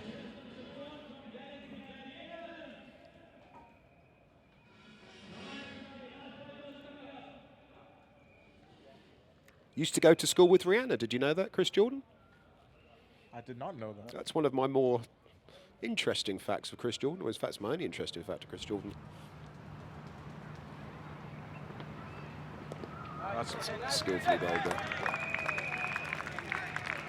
Courtney Kruger trying to give him space, but I think he gave himself too much space there and did not have the ability to cart that over the infield as he was looking to do.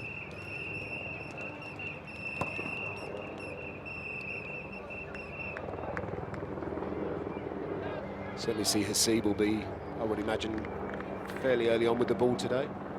Skillful medium fast bowler.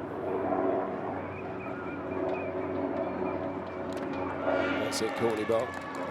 And it's clinical Jordan, you miss, I hit sort of tactic there. Very fine innings there. That brings to an end of Courtney Kruger.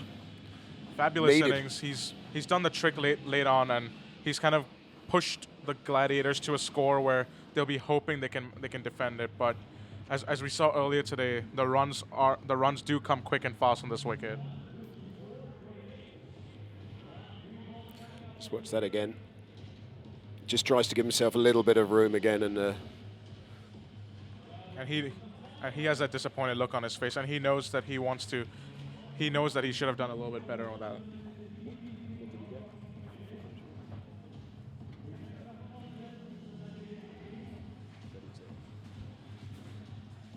finishes on 32, Courtney. Of 21 balls with 3 boundaries and 2 sixes.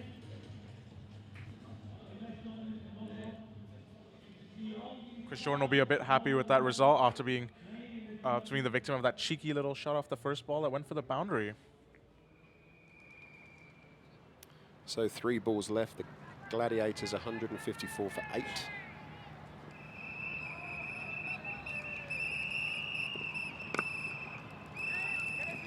Oops. Looks like Karandeep Singh, if I'm not mistaken, is trying to bunt that down past the ground, but Chris Jordan stops it and sends him back. Rightfully so. They can't afford a run out at this stage. Chris Jordan, of course, got very quick wheels on him.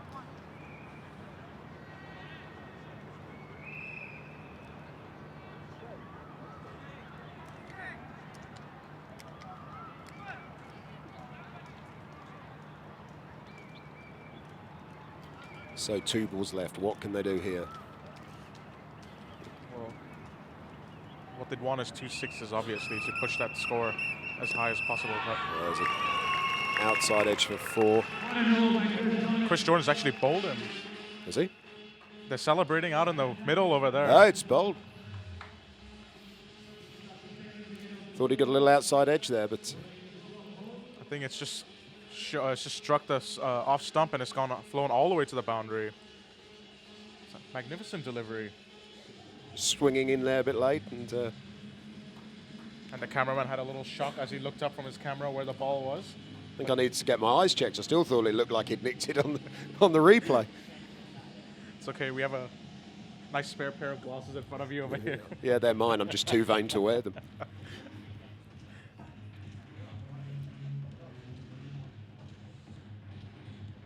I was trying not to hint at that, but you know.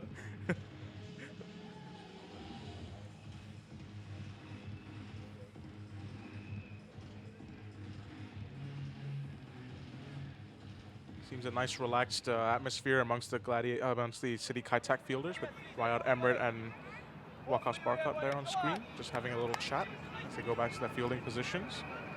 With one ball left, will Chris Jordan take another wicket, or will Lantau try and...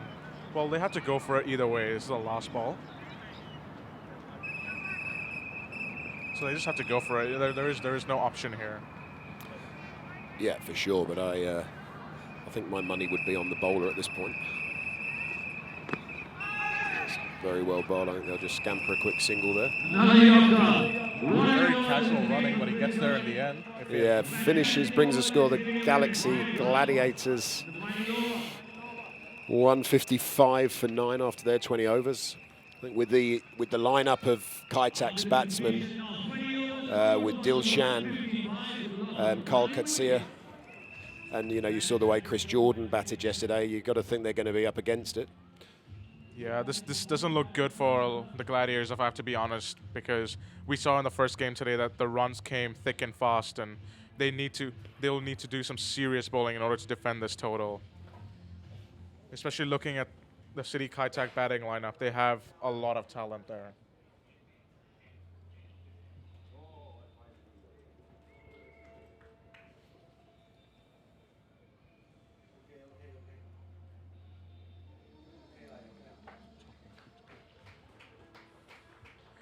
So Great to see, despite his injury, the great man Shahid Afridi here today.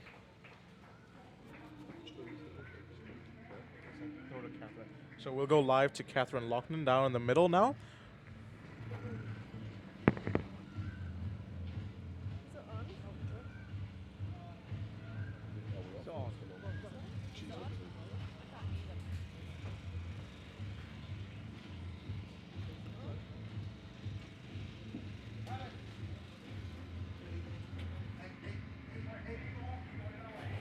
We seem to have a little bit of a delay, but we'll get back to you on with Catherine Loughnane back in the middle. But we see some of the City Kaitak fans. Surely they must be very impressed with their team's performance thus far.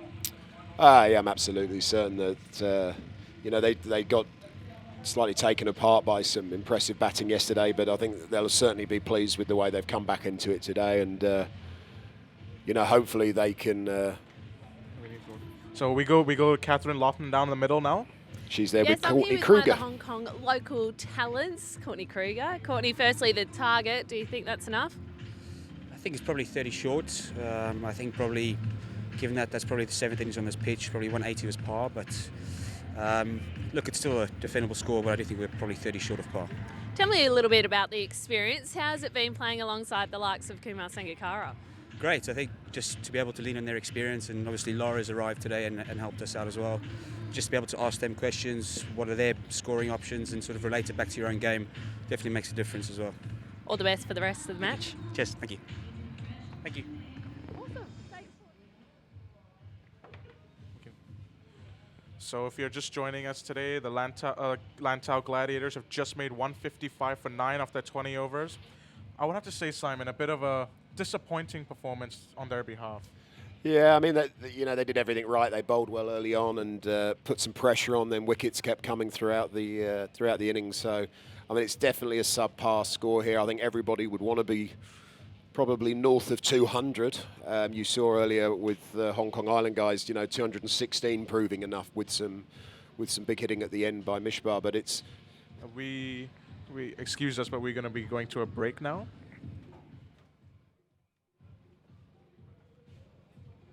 We'll be back with a second innings shortly for you.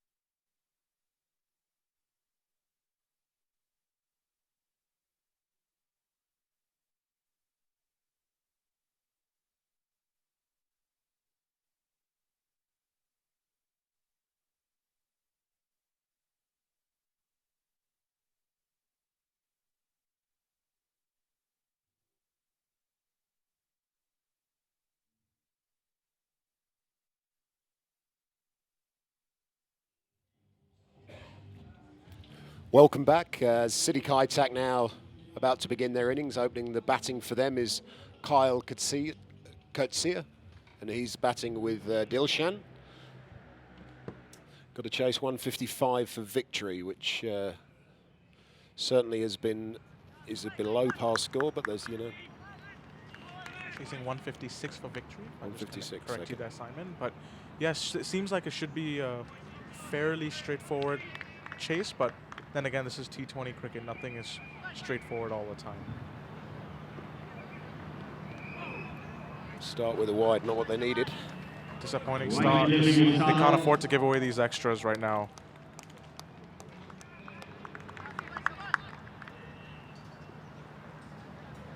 Bowler Azim Rafiq. Work that into the leg side for a nice single. Actually, yesterday me and Peter Miller were on commentary, and Azim Rafiq was wearing a shirt he's still wearing that shirt that says Prasanna on it. Gave us a good fooling right there. Yeah, well, he's a late replacement, come over from Yorkshire. So we understand that Prasanna had a hamstring problem and couldn't come down. So not a bad replacement for the Sri Lankan international. No, very good play. He's played quite a lot of cricket for Yorkshire this. It's gone, as you commentators curse there from you. Bimali gets hit for 6. Yeah, I seem to be doing that a lot since during my commentary shifts. I'm worried I might get the sack here.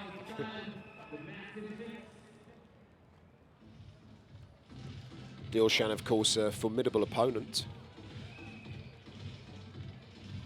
No problem.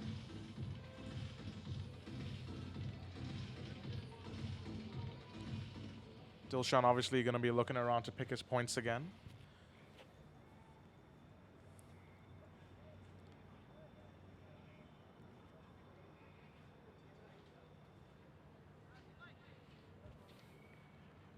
Second ball in progress. Works it into the leg side for a single, and that puts Kyle Kurtzia back in strike.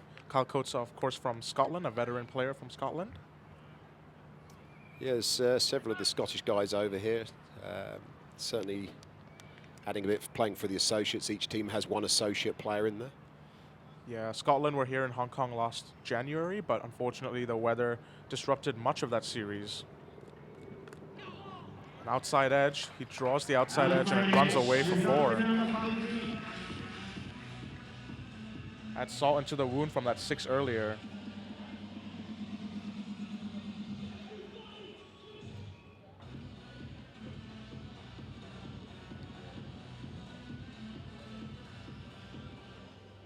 Yeah, frustrating for the bowler there, but it's with no third man, you are going to leak a few through there.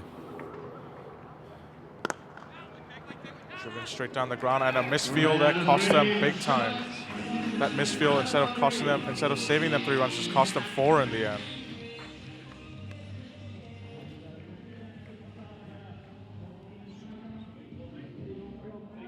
Can we get the scores in the bottom of the screen, please? Okay, thank you. As we saw a replay there of the lovely drive down the ground. This is smart cricket here. They're picking their singles after hitting boundaries, and they're going to keep the scoreboard ticking along this way. And at this rate, it looks like they're going to walk their way to a comfortable victory. Yeah, I think obviously when you're chasing a relatively small total, you know, and maybe they took some attention this morning the way Mishbah batted so beautifully, working the singles constantly. You know, you were watching him bat effortlessly. Didn't look like he was going any sort of pace, and was actually going at 150. And then just accelerated at the end, hitting. I believe he hit 6 sixes in a row, not all off the same bowler, I would hasten to add, but the last 6 balls he faced, he hit for 6, and then finished off with a 4 on the final ball of the match. Last bowler in that match is Callum Craig Club's very own Ash Caddy. Ashley Caddy, he went for, unfortunately, 29, but he was the hat-trick hero yesterday, Ashley. I don't think anybody would have fancied bowling that last over today at Mishbah. He'd been in about 17 overs at that point and was fairly destructive, but Ashley's the man to stand up for that type of thing, so... Fair play to him. He gave it his best, but he just couldn't get the job done today.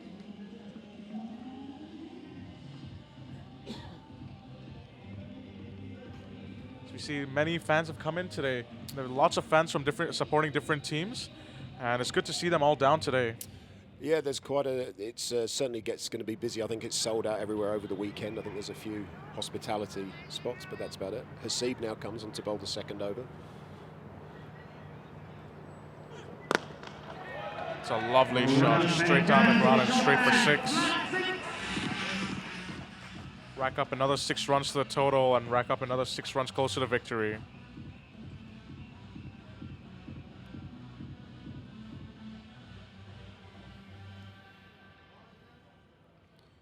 Kyle Coates obviously seeing them like beach balls at the minute and just striking them as cleanly as possible down the ground. Not sure he'll have seen many beach balls in Scotland. It's been cold at this time of year up there. Maybe while on holiday he might have.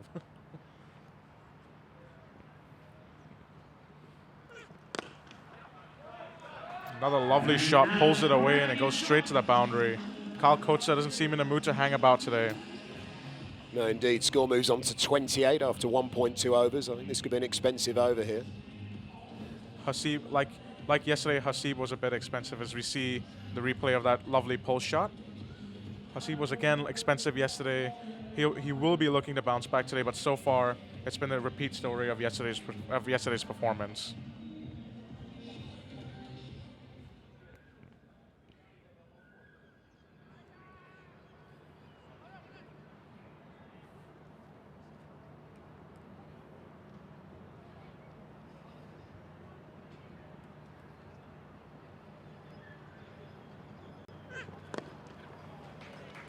Pushes it into the leg side this time and just gets a single.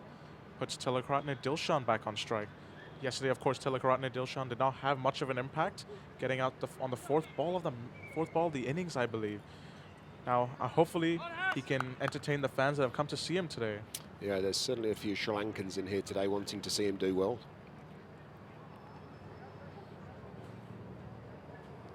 Score moves on to 29. 136 more needed for victory.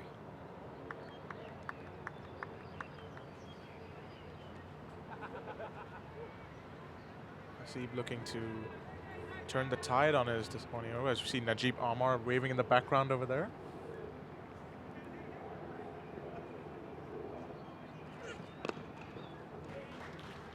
Push it, happy enough to take a single again is Dilshan, just to give him some just to keep him happy on and off the strike. And he's happy enough to give the strike back to Kyle Coates there. Coates, of course, being the aggressor so far.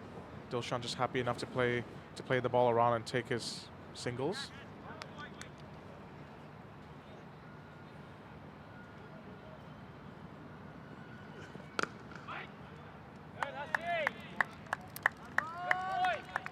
First dot ball we've seen in a while. Umpire Ian Thompson appreciating the dot. We're going to need a lot. The Gladiators are going to need a lot more dot balls if they want. I think they'll need a few wickets. Add those into it. Yep.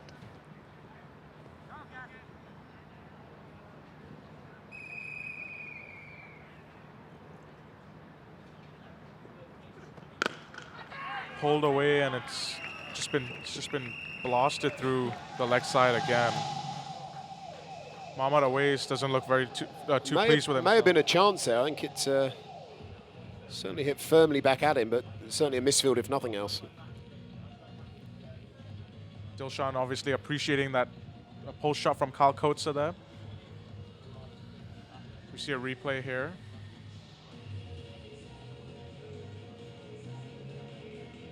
Was certainly aerial. I think that may have been a chance, not quite seeing that on the replay, but yeah, Mohammad Awais not really, maybe he didn't seem to pick it, may have come at him a bit quicker than he expected, and it may have burst through his hands and gone to the boundary there. Brings Jesse Ryder on, the big man up from Napier, I believe, in New Zealand. I had a nice chat with Jesse, and interestingly enough, he told me that he's actually no longer looking to get back into the New Zealand side. He's happy with his county cricket now. Yeah, I think he's having a good time over in Essex. But I think if he does well, I mean, it's you know, there's several Kiwis. Obviously, Jeetan Patel has done fantastically well for Warwickshire over the last few years, and has been back playing some one-day cricket, now back in the test team for New Zealand. So Dilshan trying to go for the paddle around the corner, but gets signaled a wide by the umpire there.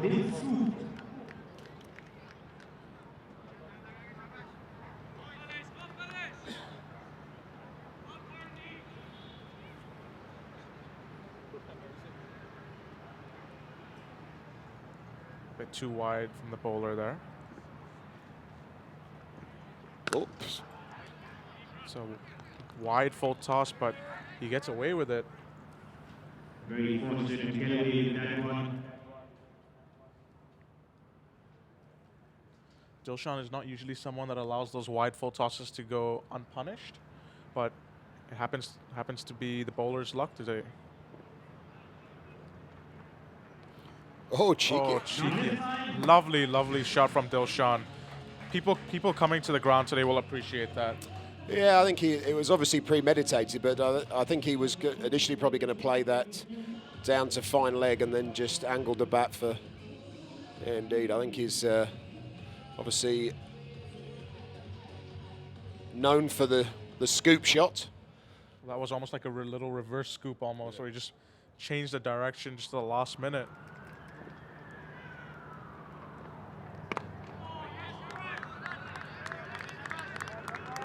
Can't capitalize on that one. Just bunts it back down the ground to the bowler.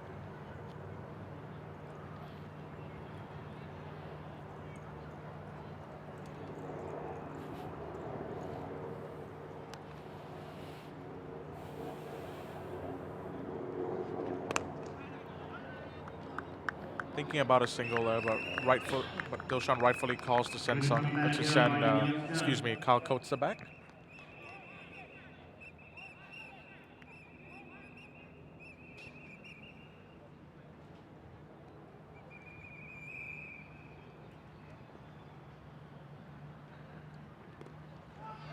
And he brings out the big guns on that one, and it goes to the boundary. Just paddled that round the corner there. Certainly shaping up to scoop it, but we'd like to see that a bit finer with the scoop. Just flicking it as it came to him. Difficult to bowl to for this young man. Definitely. Karandeep Singh. And while Kyle Coates jogs down the wicket, Dilshan just has no intention of returning the favor, is choosing instead to watch the ball trickle away to the boundary.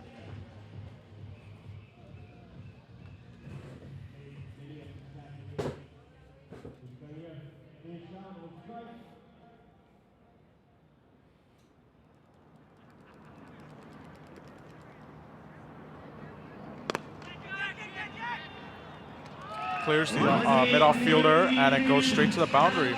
Another classy shot there, just pushing it over the top of the fielder there to finish the over with a 4. And that moves the score on to 47 after just 3 overs. So they are ticking away, and we see the City Kaitak fans there in the owner's tents looking more than pleased with their side's performance thus far. I see Amjad can do nothing but just go and pick up the ball from the boundary there.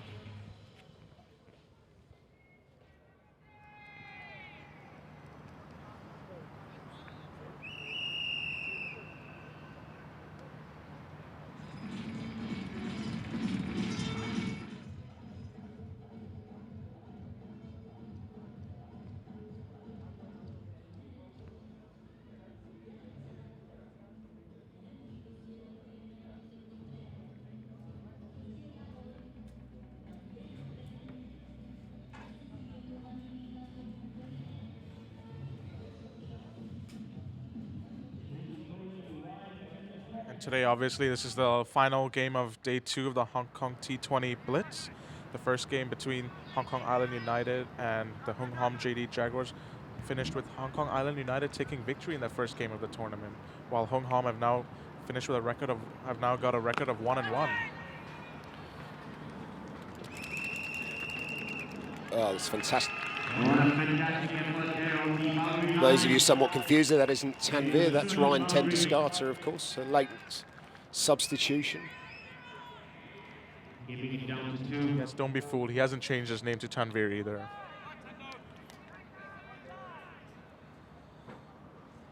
Again, another lovely shot by Carl Kotze. And just as Oh, what a catch. He's taking it. What a magnificent take there. Absolutely stunning take. And why not mob him? Your teammates, go mob that guy right now. Anshuman Roth, obviously captain of the Gladiators, has a wry smile on his face, and why not? As does Ryan Tendescarter, because he's got away with a filthy long up there. Jesse Ridehouse having a nice smile about that one.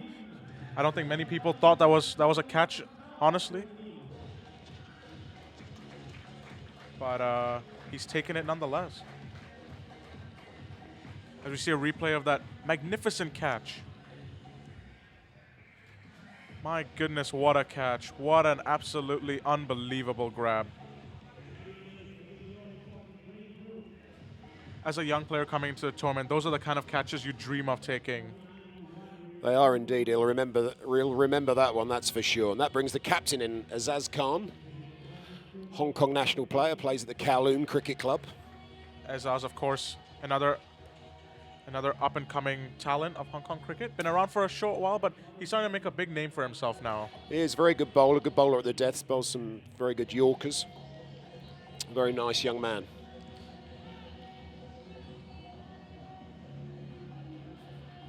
And Mohammad Ibrahim taking that amazing catch there.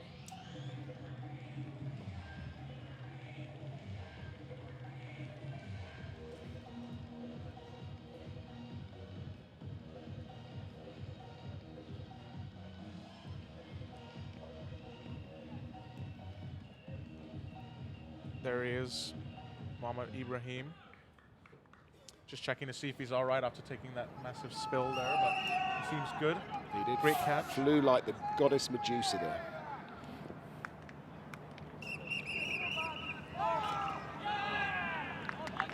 Want to forget Hong Kong stuff. Matt Stiller looking over there with a little bemused look on his face when you mentioned the goddess Medusa there. He often has a bemused look on his face. Some obviously yesterday Matt Stiller dropping a sitter down there where you're standing right now, just outside our commentary box. But he assures me that he has a valid excuse for dropping that catch, and he said he had his phone in his hand. Sure. Good move this way, Ryan. So he said he'd rather drop the ball than his phone. Great to see some of the listeners around the world. We have Jonathan Trott in Birmingham on his way to the UAE Abu Dhabi for a training camp pre-season with Warwickshire, where he'll meet up with Ian Bell, who played in the first game today. Ian Bell, of course, if people don't know, did do well today. He had did do well today. He played a couple of nice shots before getting dismissed. Yeah, he got a LBW early on. Many people debate whether that was out or not. Speaking to head coach Ryan Campbell, he didn't look all too pleased when I asked him about it. Just gave me a stern stare, and I went on my way after that. To be fair, Ryan often looks not pleased. Maybe it's just the image he has to give off as a head coach now of a massive T20 Blitz franchise. Many of Bell's Warwickshire teammates, in fact, watching now. We have Ian Westwood also there, and former player Nick Warren down in Sydney watching. Former Warwickshire Bear. There's a number of Warwickshire Bears. Sangakkara, of course. And indeed, Trevor Penny is coaching for JD Jaguars, and of course the great man Brian Lara was at a year at Warwickshire in 1994 in their triple winning season. Brian Lara, of course, the team mentor of the Gladiators. He needs to get mentoring quick. His team are in trouble in this game. Of course, one of the great sledges involved Brian Lara, which was Paul Nixon to Dermot Reeve, and said, last year when you won, you had Alan Donald, or the previous year. Last year you had Brian Lara and you were Lara-shire. This year, what are we going to call you when you don't win anything? Dermot replied to him, perhaps Leicestershire. Dermot Reeve, of course, born in Hong Kong and played at the Kowloon Cricket Club as well. Has learned his early trade here before going on to Sussex captaining Warwickshire through their most successful time in the 90s when they're triple champions. As we see, Charlie Burke walks past. doing a little jig of some sort. So Hasib back onto bowl his second over. Score moves on to 50 after 4 overs.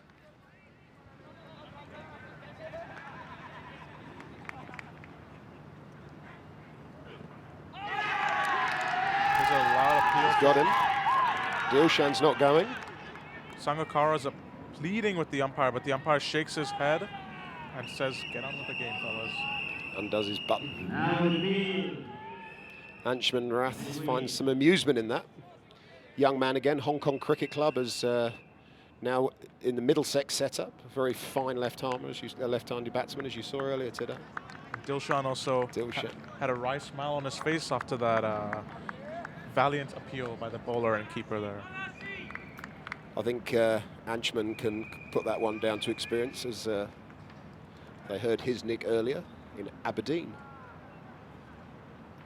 It's Aberdeen in Hong Kong Island rather than... It's a beautiful shot, Dilshan just rubbing salt into the wound. 4 runs. And Dilshan looks like he's about to get going here. He's hit a couple of boundaries now. He looks calm and settled at the crease. And hopefully now he'll start bringing out some big shots like Kyle Coates did before he got dismissed.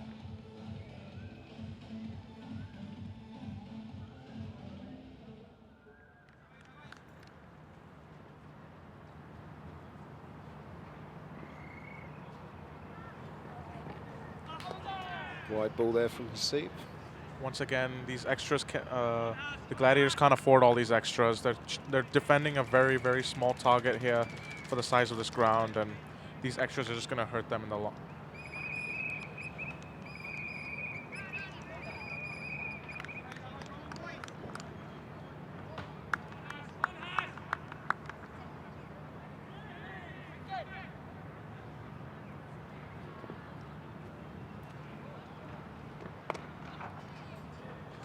Hold away, and it could be a 2 here if they run hard. But I think they just settle with a single in the end.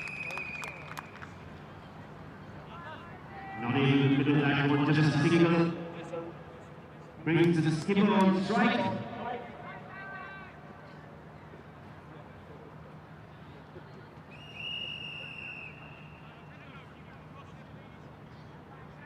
That single, City Kaitak captain Ezaz Khan back on strike now.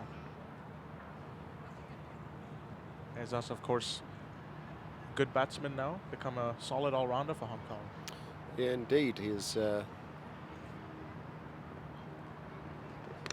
certainly an aggressive player. I mean, you'd normally expect him to see a little bit back, a little bit further down the order, but I suspect getting a little bit of time in the middle might be important to these guys as the tournament goes on, and a good time for him to come in and...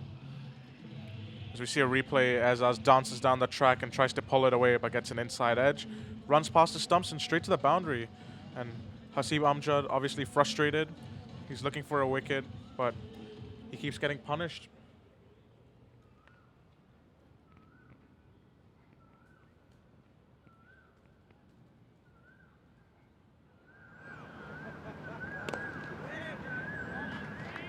Good reply by Hasib there, after being hit for that boundary. Yeah, he's a skillful bowler, that's for sure. I mean, it's obviously very brutal if when you're bowling at these top professionals, if the length is slightly wrong, your line slightly wrong, there's you know, on a very, very difficult for them to defend it here.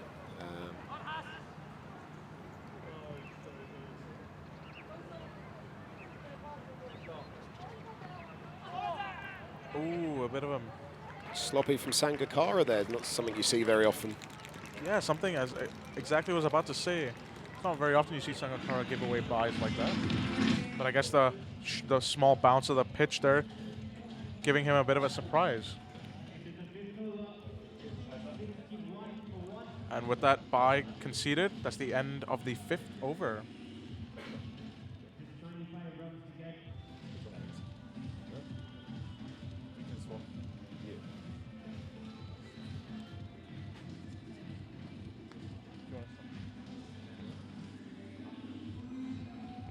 So that will be me and Simon leaving the commentary box for a while, and we bring you with Max Abbott and Peter Miller. Thank you very much, Pamal. Hello, Max. How are you? Very good. It's good to see Dilshan getting among the runs after missing out yesterday. But the Galaxy have got a bit of a challenge on their hands here. Probably not enough runs.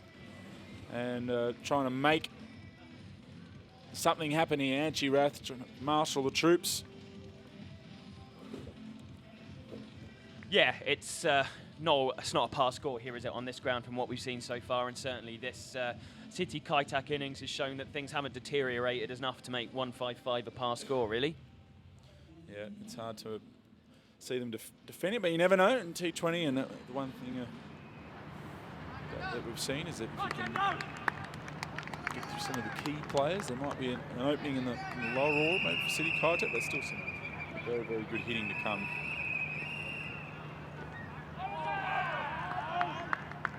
Nice ball from Ryan Tenderskata. Defeats captain Isaz. I think he was a little bit upset with the LBW he got yesterday, wasn't he, Tilakaratne Dilshan? He didn't look all that happy. Never normally would you look happy after getting out for a duck. From my experience of doing some umpired at a fairly high level, and I don't think I've ever seen a batsman that was happy about being out LBW, to be honest. It's bunted out in the outfield. There's nothing silly needed here from the City Kaitak batsman. The run rate really just around 6 and over. So you could just knock it round, or if they want to try and improve their net run rate perhaps as they get closer. That took a bit of a hit yesterday against the Cantons.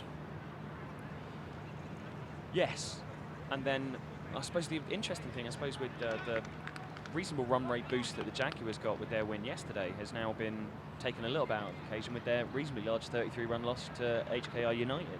So it's going to be very close. Ooh, that one just coming in, I think almost just angling in at Dilshan, and just got a little too close to cut.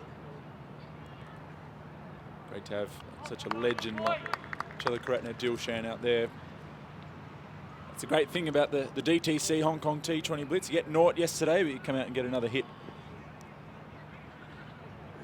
It's a big appeal. Was it going down the leg side?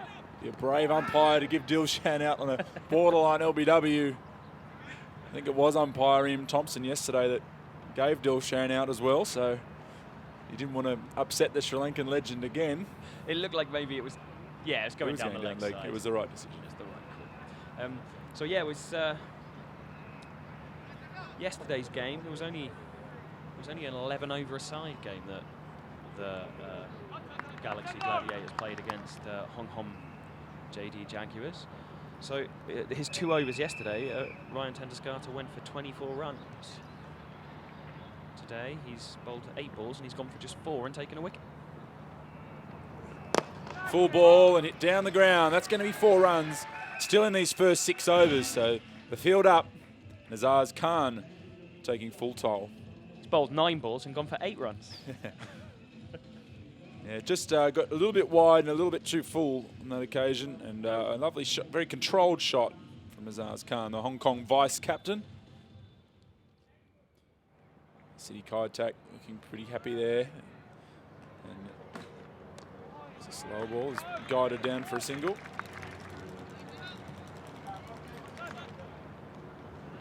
For a young man, just 23 years old, Isaz Khan has played a fair amount of international, hasn't he? You know, both with ODI and T20 international status and without. But no more for his bowling really than his batting. So it's interesting to see him coming in at number 3 in this game. Yeah, he's had his moments with the bat for Hong Kong against PNG. He came in at number 8 when Hong Kong were under a bit of pressure, and they managed to dig him out of a hole with a half century. Look at the card there. Cole Kurtz a very strong burst at the top of the order. Tilakaratne Dilshan 26 not out off 17 deliveries. And just looking there at Azaz Khan, 9 off 7. Run rate a very, very healthy 11.5 and over. As that chilly afternoon breeze comes into our commentary position here.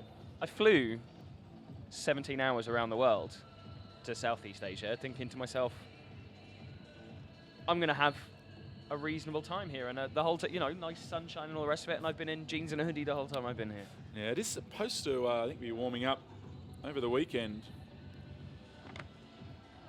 Look at the forecast, 23 tomorrow. But I think the clouds are going to pretty much stick around, which is a bit of a shame because just from a visual aspect, the ground really does look a picture when the sun does come out. But March is apparently the cloudiest month of the year, not necessarily the wettest bit. It's the least sunshine.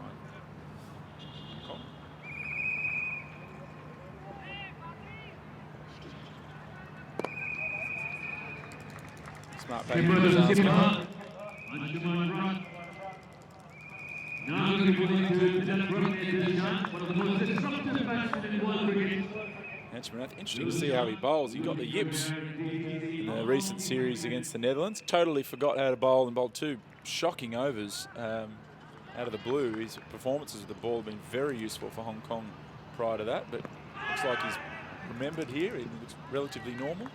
That was a very decent ball, fired in towards the leg stump, coming around the wicket with his slow left arm.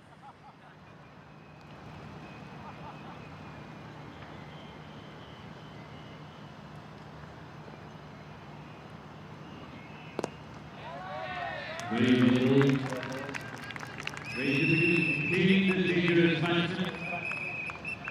skipper is going to need a couple of wickets for his side here. They're under big pressure. Telshan advances.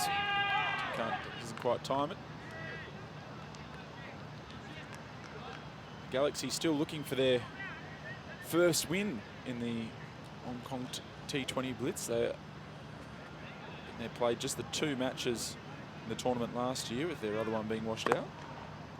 And they fell in a super over to the Jaguars in the opening match. 75 runs were scored in a reduced 5-over match. And then they matched it. And then they matched it. It was a tie, 75 each in 5 overs. So I'd go for a really nerdy joke. Yeah. I think you could find F5 cricket would refresh the sport. That's terrible, I'm sorry. Yeah. Shall I leave now? No. Stay. Good over there from Anshimeth, just 2 runs off that one. Yeah, very impressive, and certainly no exhibitions of him having the yips, the egg and chips, as it's sometimes called in club cricket. Yeah. Yeah, never got. I suppose the closest we've come to that in this tournament so far is the moon ball that we got from Johan Botha in the first game today, where he let go of it, and it was a head-height full toss. Yeah. Now, generally, the bowling, I reckon, has been better today than it was, on the opening day of the tournament. I think there was a point, wasn't there, when Dwayne Smith was doing what he did when he scored 121 from 40 balls. I don't think anyone could have been bowling at him by that stage. Towards the end of that innings, if it was, if it was in the arc, it was out the park. Yeah, it was a frenetic innings, that's for sure. As we see, Dilshan, Kumar Sangakkara is now to get going just yet. There's a lot of discussion about field placements.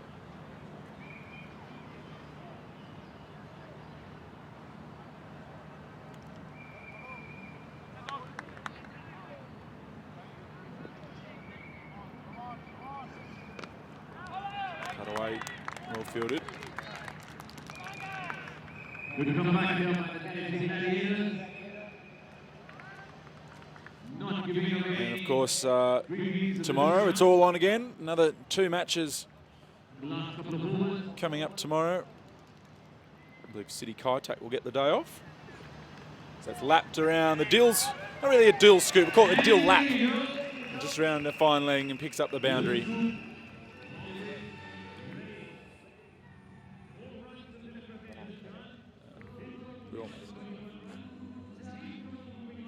Yeah, lovely shot from Dilshan, scooping around the corner. Wasn't the full Dill scoop. We haven't seen one of them from him today.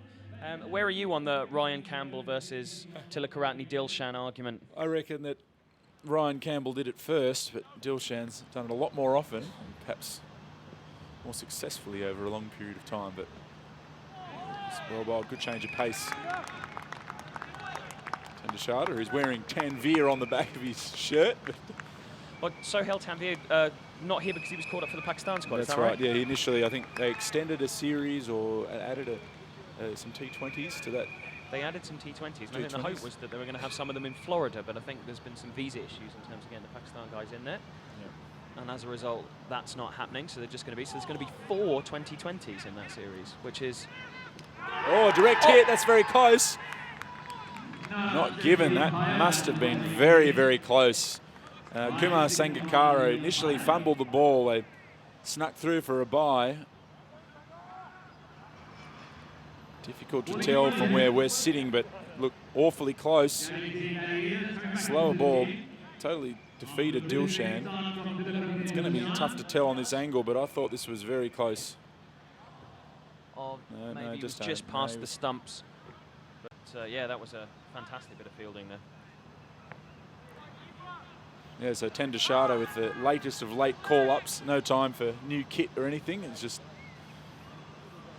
pretty much Sohail Tanvir, I think, was out the day before the tournament started. I think the impressive thing's been when those things have come up in the tournament so far is it hasn't really stopped from just getting on with it. There's a can-do attitude as far as the DTC Hong Kong T20 Blitz is concerned.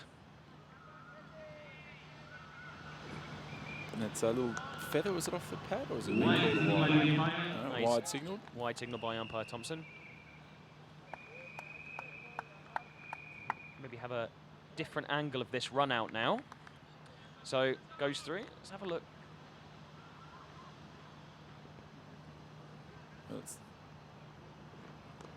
Played by Azaz Khan down to third man for a single. Looks like he's happy just to keep ticking the scoreboard over. Just looking at tomorrow's fixture, we've got Hong Kong Island United against the Galaxy Gladiators, and then Kowloon Cantons, who we play in the Jaguars in the afternoon fixture. And then on Saturday, we've got 3 games with all the teams in action. Yeah, it's going to be an exciting phase of the tournament with more and more riding on the matches as it goes on. I mean, that one between the Cantons and the Jaguars, suddenly the Jaguars having lost today, they'll need to rebound quickly, and you probably feel if you've lost 2 games, you might be in a net run rate situation at best in terms of trying to make the final. So Hong Kong Island United and Kowloon Cantons with a win each from 1 game. This is looking very straightforward for City Kaitak at the moment. I'm getting messages from some of Tim Cutler's friends asking me to mention them on the YouTube stream. So I'm going to do it. Why not? Hello, Ryan, Joff, and Matt. I hope you're having a lovely time here in Hong Kong. Yeah, there's plenty tuning in. I just had a quick check of the figures. At the moment, it looks like the numbers are surging from yesterday. Certainly just through Hong Kong's channels, not let alone the others that it's going through. It was over 200,000 tuning in yesterday, and I think that could almost double today. So when you consider we get around 30,000 for a Hong Kong Netherlands ODI, it shows that the interest is there for the Blitz. Anshuman coming to bowl again, and Dilshan comes down the pitch and he smashes it over the top for 6 more runs. Yeah, if you give people the opportunity to watch guys like Tilakarani Dilshan smash 6s, they're going to tune in, aren't they? Especially when you do it for free. That's right, live and free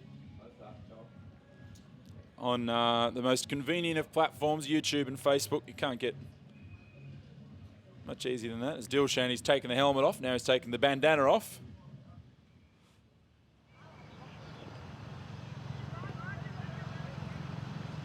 And he's bowled him. That one just kept a little bit low. And Dilshan a little peeved with himself as he showing he's at least very disappointed to get out. So good to see that the passion's there, but yeah, that ball was far too close for him to be playing that cut shot, and when it kept a little bit low on him, it smashed into the stumps. Fantastic reaction from Anshuman. Yeah, he's a very competitive character, Anshuman. He won't be giving up in this game. So yeah, great for him to see. Yeah, far too close to be playing the cut shot, but as you said, kept low. Be interesting to see. There's a decision to be made whether to, as Nicholas Puran comes out to the middle, decision to be made about whether they play one more day on this wicket or whether they'll shift to the other pitch. Basically 2 pitches prepared for this 5-day tournament. So the plan was to use this one till you can use it no more, and then I got a feeling they might try and squeeze another day on this wicket and ensure that for the final we're not playing on a 3rd-day pitch. Absolutely, and I don't think there's necessarily a huge amount wrong with this pitch just yet. You know, if you're getting, I'd say, Galaxy Gladiators, Lantau are red under par. If you're still getting par scores of around 180 on a 2020 pitch, you can't say much fairer than that, really, in terms of the quality of the service that we've been given. Am I right in saying this is the only international accredited cricket venue here in Hong Kong? It is. There's only 2 other turf grounds in Hong Kong, 3 in total, with turf pitches. So this being the only one that's a size big enough to be labelled an international venue. Did it sneak in on the dimensions? Just got to be in. It's in. Kowloon Cricket Club and Hong Kong Cricket Club, perhaps more. Yeah, slightly more famous, especially with the Hong Kong Sixes tournament. There was such a feature of cricket here over the years, as that one is smashed for 6 runs. That's gone miles. Got to have a look at that one again. That was huge from Puran. That could be that's up there with the biggest one we've ever seen. Here we go. That one is down the ground, over the top of the fences, and that has gone. I think it might have even cleared the net that the softball court has to stop balls going out. That is a big hit. Well, that's one way to get off the mark in the tournament after a duck in the first game for Nicholas Puran. That's just an absolutely stunning shot. And that has gone a long way. As we look at it from a slightly different angle here. There it goes. Look at that. Oh, my goodness. It's cleared the trees. There it is. I think it might have just caught the top of the net up there. Softball's massive here in Hong Kong, I hear. Well, not from what I hear. Okay. It's big here at Tin Kwon Road because they've got the lights and the big setup over there for softball. No, it is one of the more popular sports, although... Oh, that's the same treatment again. Don't know if this one's gone quite as far. It's that one's hit into the net and bounced down, so the advantage of taking that wicket for the Galaxy Gladiators at Lantau has immediately been removed by Nicholas Puran's double strike. Huge fan of this lad. Got a huge amount of talent. He was on the brink of West Indies selection about 18 months ago, and he had quite a bad car crash. And as a result was out injured for quite a while, but he's back now and he's playing absolutely brilliantly. Been picked up in the IPL draft, I believe, by the Gujarat Lions franchise. So we'll see how he gets on there.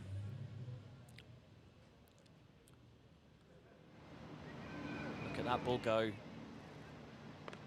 Oh, he has a go at trying it again.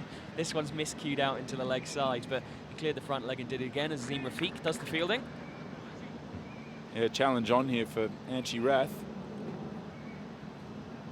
Where can he bowl where he's going to be attempted to hit for 6 or full toss down the leg side. Gets away with it really by being called a wide. Could have easily been 4 or 6, but Puran had just overbalanced. I'm going to, at some point, count up the number of 6s we've had so far. Is that another one? Or is that going to get caught? That's caught. Well taken by Asad Vala. And Puran's entertaining, but short stay at the crease is over. Yeah, he's hit 2 6s. Tried to slog another one out of the ground, which he miscued, and now he's out. So, bit of a shame for Puran. I'm looking forward to hopefully seeing him at some stage. Spent a bit of time at the crease, but he looked like he was trying to almost get that over long on, and the ball was wide outside off stump and just skewed out to the deep point fieldsman, Asad Vala. Looks as if we're going to be having a Mr. Hart coming and joining us. Gareth Hart, local Hong Kong player, is coming out to bat now.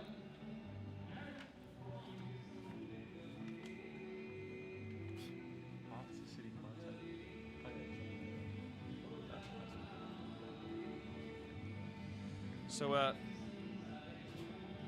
Gareth Hart bats in the middle order for his club side, Hong Kong Cricket Club. Also opens the bowling for them. South African born, but local player here.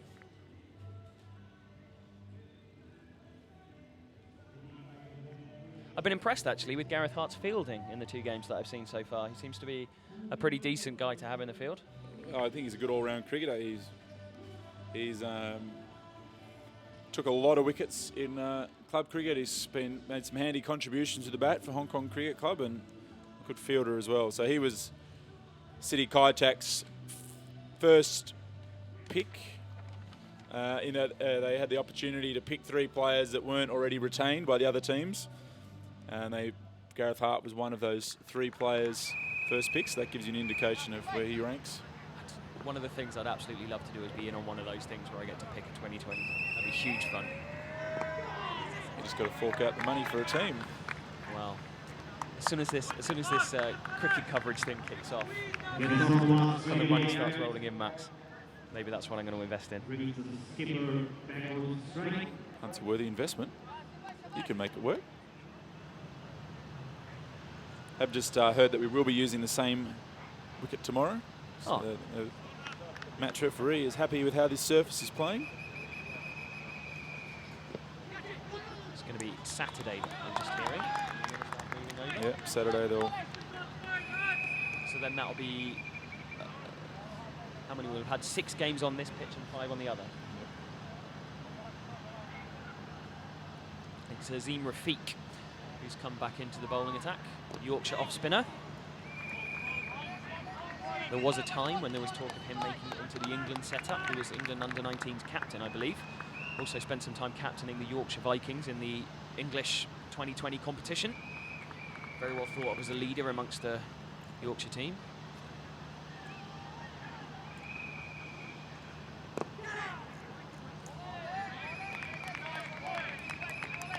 Always been impressed with his bowling and the amount of dip he gets. Seems to get quite a lot of overspin, which gets it to dip quite late on the batsman.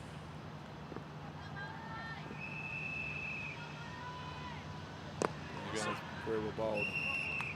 And it just shows off what you're talking about there, where Hart thought that he could get down the track and get him on the half volley, with the ball dipping and preventing him. As we've got another erroneous shirt there with Prasanna on his back. And that's in the air, but it's into the gap and goes for 4. Good shot, Matt. A waste there. Didn't quite make it all the way round, but I think he probably would have needed to have been about 4 foot taller and about 20 miles an hour faster to get to that one. It was quite well timed. Yeah, classy shot from Gareth Hart.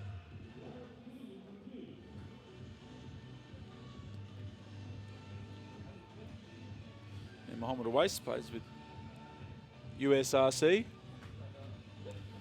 And a very good young talent has just been picked in Hong Kong's 15 to go to the Emerging Teams Cup, the end of March, which will feature India, Pakistan, Sri Lanka and Bangladesh under 23 teams, along with Nepal, UAE, Hong Kong and Afghanistan. The opportunities for associate nations and associate cricketers to be playing in these different tournaments in different conditions is just getting more and more all the time, which is great news for the development of the sport. Just pick up the single there. Seemed to see him coming there, didn't he, and drop it in a little bit shorter. Run rate now just 5.3 and over required, which you would think is a bit of a doddle.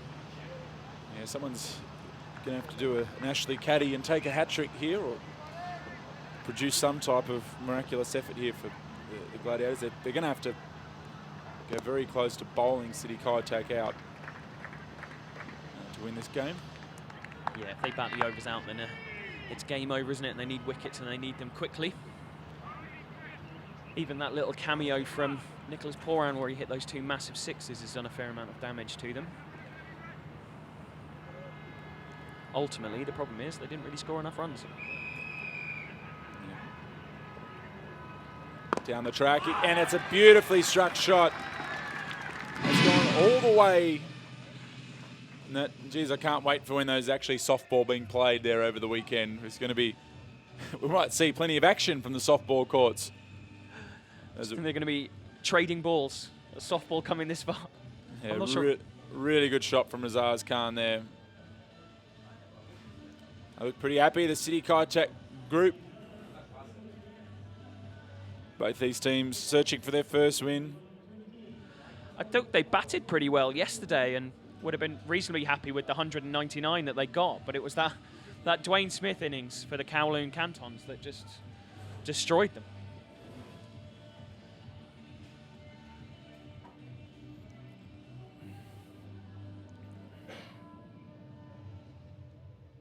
It looks like some matches on tonight.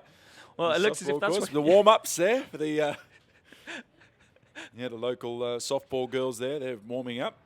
Big game tonight for them. I hope they're paying attention. Having been hit by a 6 in the crowd, it hurts. Just a bit of catching practice in the warm-ups.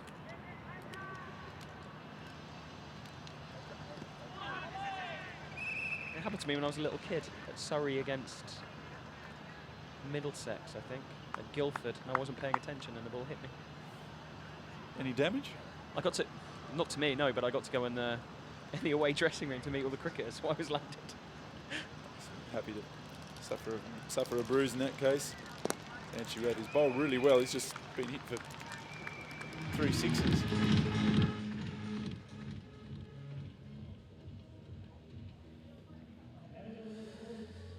Yeah, not a huge amount of time left for these guys to get some wickets before this game is all gone. I suppose theoretically they have a chance, but it's going to be somebody that comes in and has 2 or maybe even 3 wickets in an over for make that happening now. Take a look at the card there. Telekrat Adilshan, 38 off 29, the top scorer at the moment. Azaz Khan has just been very solid as the skipper, has just really kept things going. Purane, you can see, was pretty entertaining. 12 off 4.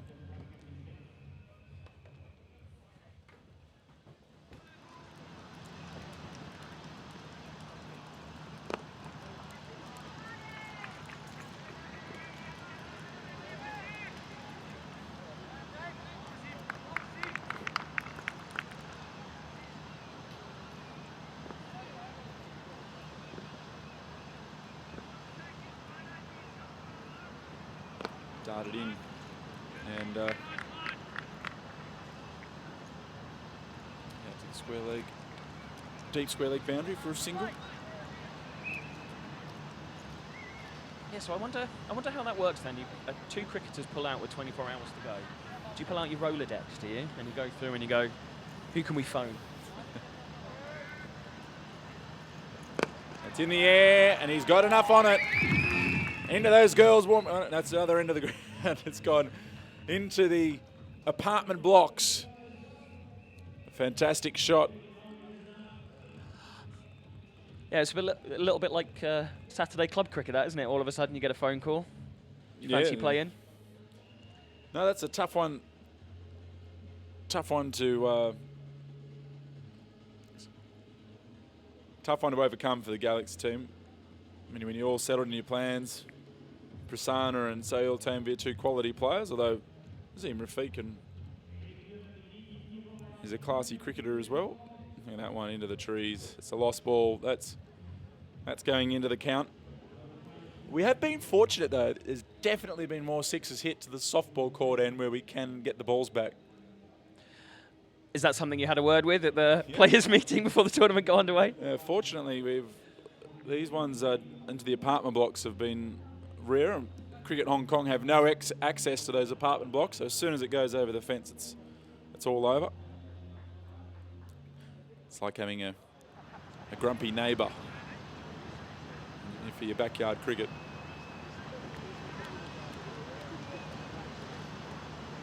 Thankfully, we're not using the full-on turf balls here, so we are saving a bit on cost there. Down the ground, it's just off the inside edge of the bat, but it goes into the gap. I'll pick up a single. Interesting question on the one so you can be real. How much do one of these balls cost each? Costs for these ones around 330 Hong Kong, which is about £33, maybe 45 US dollars. Yeah.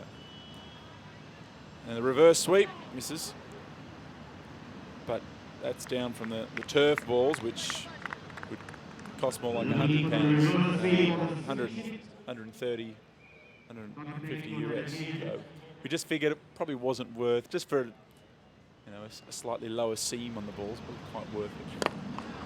Well, I imagine they're the ones that you guys have to use when it's an ICC sanctioned event. Yes, the Kookaburra turfs, but just the regulations here, which do swing a little bit more, but I think that's fair enough for the bowlers here. I think the bowlers, what we've seen over the last 2 days, I think the bowlers will take anything they can get. Just having a look over here to see who's crowd here, the City Kaitak owners. A few streaming in here in the afternoon to maybe after work or after school.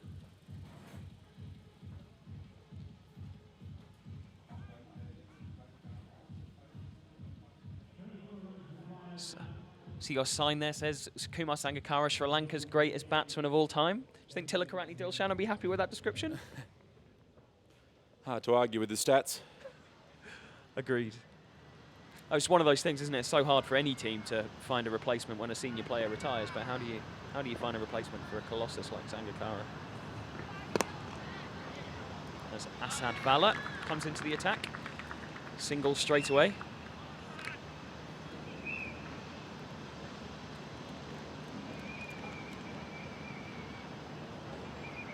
Equation there, very, very comfortable. Bowled by Vala. Probably worth their while at this stage for City Kaitak to really have a dip here. 34 off 48, 7 wickets in hand. If they can knock off the runs in 2 overs, they would pretty much cancel out the deficit in their net run rate. Well, that's turned. And he almost inside edged it onto his stumps. Just a little edge onto his thigh pad. On another day, that would have taken Asad Vala a wicket. Still got Chris Jordan to come in next. But then the onside will be an easy single. Yeah, I just think it's worth them to take. What do you think? I think. Yeah, absolutely. For a short tournament like this, where you're only going to get to play each side once, net run rates are inevitably going to come into who makes it through to that final. You would think. A very good chance of 2 or 3 sides ending up on the same number of points. So yeah, absolutely. But cricketers love a red inker. They do. Yep. Zars will be, the average will be looking healthy if he can remain not out at the end of this innings. It's a very solid full toss. You can skew it down to Hasib Amjad.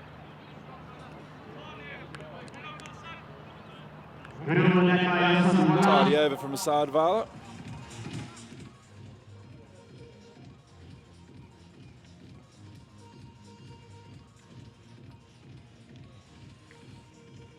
The caterers down there, the Tamarind restaurant, setting up their stall. They've been serving fantastic food, courtesy of Sanjay from DTC as well, has arranged and covered that food as well for the owners. It's great stuff.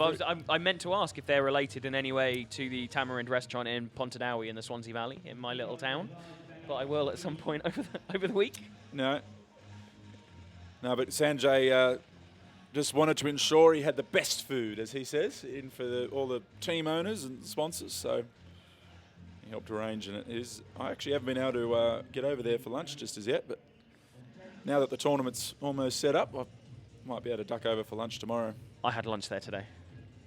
Did you? Well done. How'd you sneak over there? There's ways and means. So yeah, I did sneak over there, and I saw there was lunch, and I partook, and it was very nice. Some lovely samosas. Now Jesse Ryder coming on here.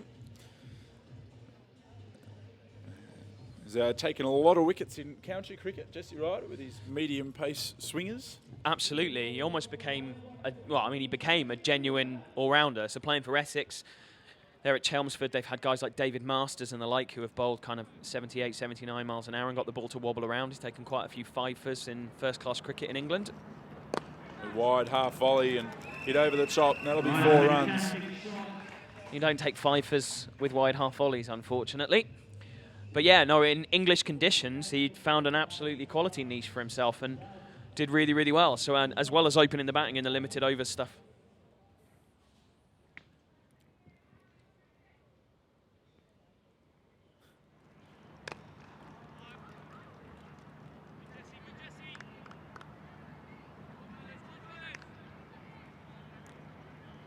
Gareth Hart here, so just another 30 runs to win here for City Kaitak.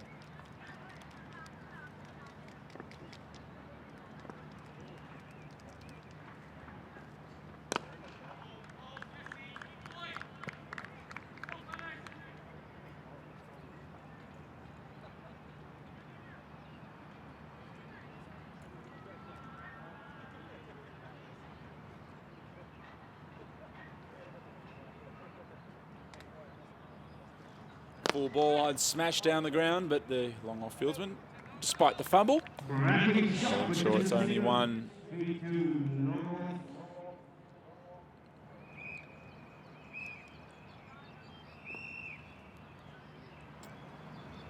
Of course, Tenderskate, a guy that's done a huge amount for associate cricket with his time in the Netherlands. Oh, that's a great shot. Straight down the ground, right at our cameraman. And Gareth Hart playing a nice little innings here. Not quite as big as the straight hits we saw from Misbah or Huck earlier in the day, but the result still the same.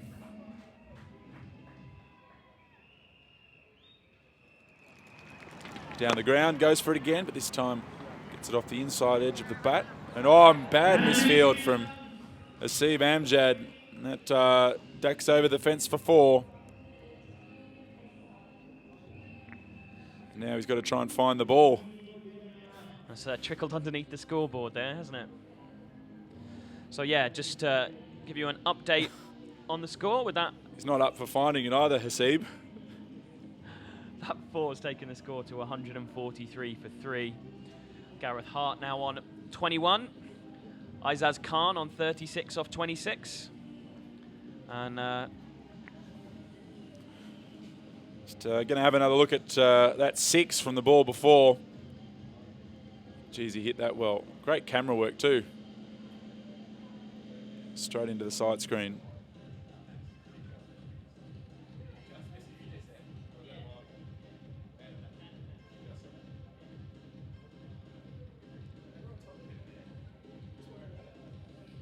great to see 2 Hong Kong players are the ones that are taking this team home.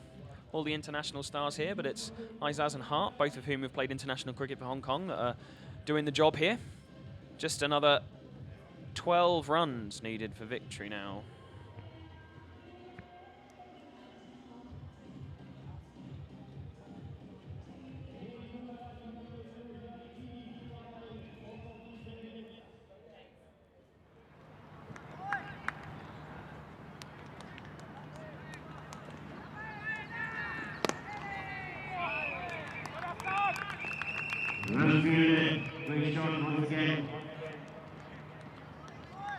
It's a very short run-up that Asad Vala has, not more than a pace or 2.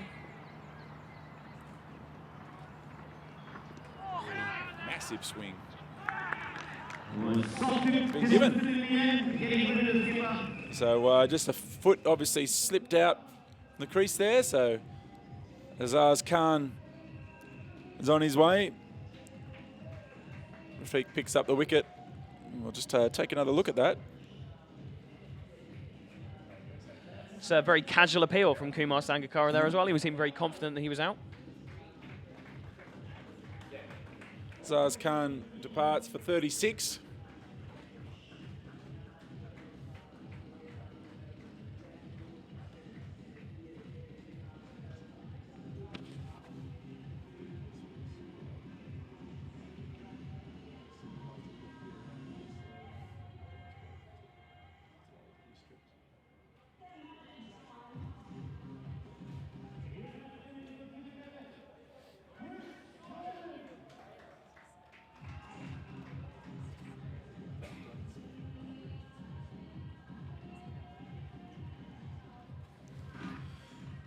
So 143 for 4 the score. A couple of hits away from levelling up.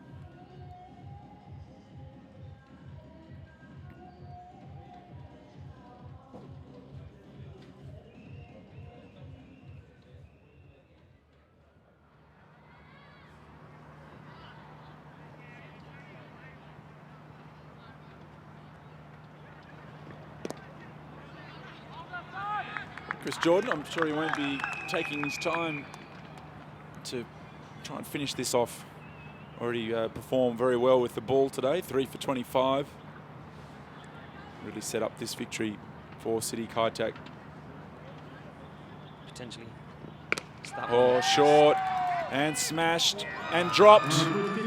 Ryan Tendescata there out on the mid-wicket boundary, not hanging on. Nearly got another wicket, but you would think this is a lost cause now for the Galaxy Gladiators. As you said, they're still waiting to get off the mark with their first win in the T20 Blitz across the... Can we call last year a season with the rain that was had? Yeah, it was a season. Yeah. Season, so yeah. That was Ryan Tendescata out there. Bring that one down. But yeah, be disappointing from them, but I'm sure they will look to bounce back when they play again tomorrow.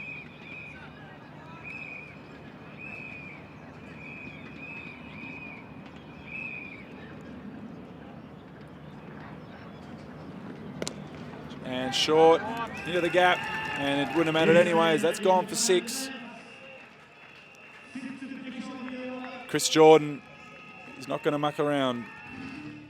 And they're now just a hit away from victory. Certainly didn't hang around yesterday on his way to 70-odd not out. And he just dropped short there. Sadvala is still a few tables just being moved over to the Peroni Boundary Club, which will be open from tomorrow. Tickets available. Do encourage anyone watching in Hong Kong to get onto ticketflap.com/HK T20 Blitz. Pick up your Peroni Boundary Club ticket just for 600 Hong Kong dollars. All your drinks and food. Great way to spend a Friday and launch into the weekend in the Peroni Boundary Club. Still only 5 or 10 of those tickets left for Saturday and Sunday in the Peroni Boundary Club, and then it's to be a full sellout for all the weekend. Could very well be going into the last over of this game now. That single, only another 4 runs needed for victory for City Kaitak. Just 1 minute away now from victory. CJ on strike.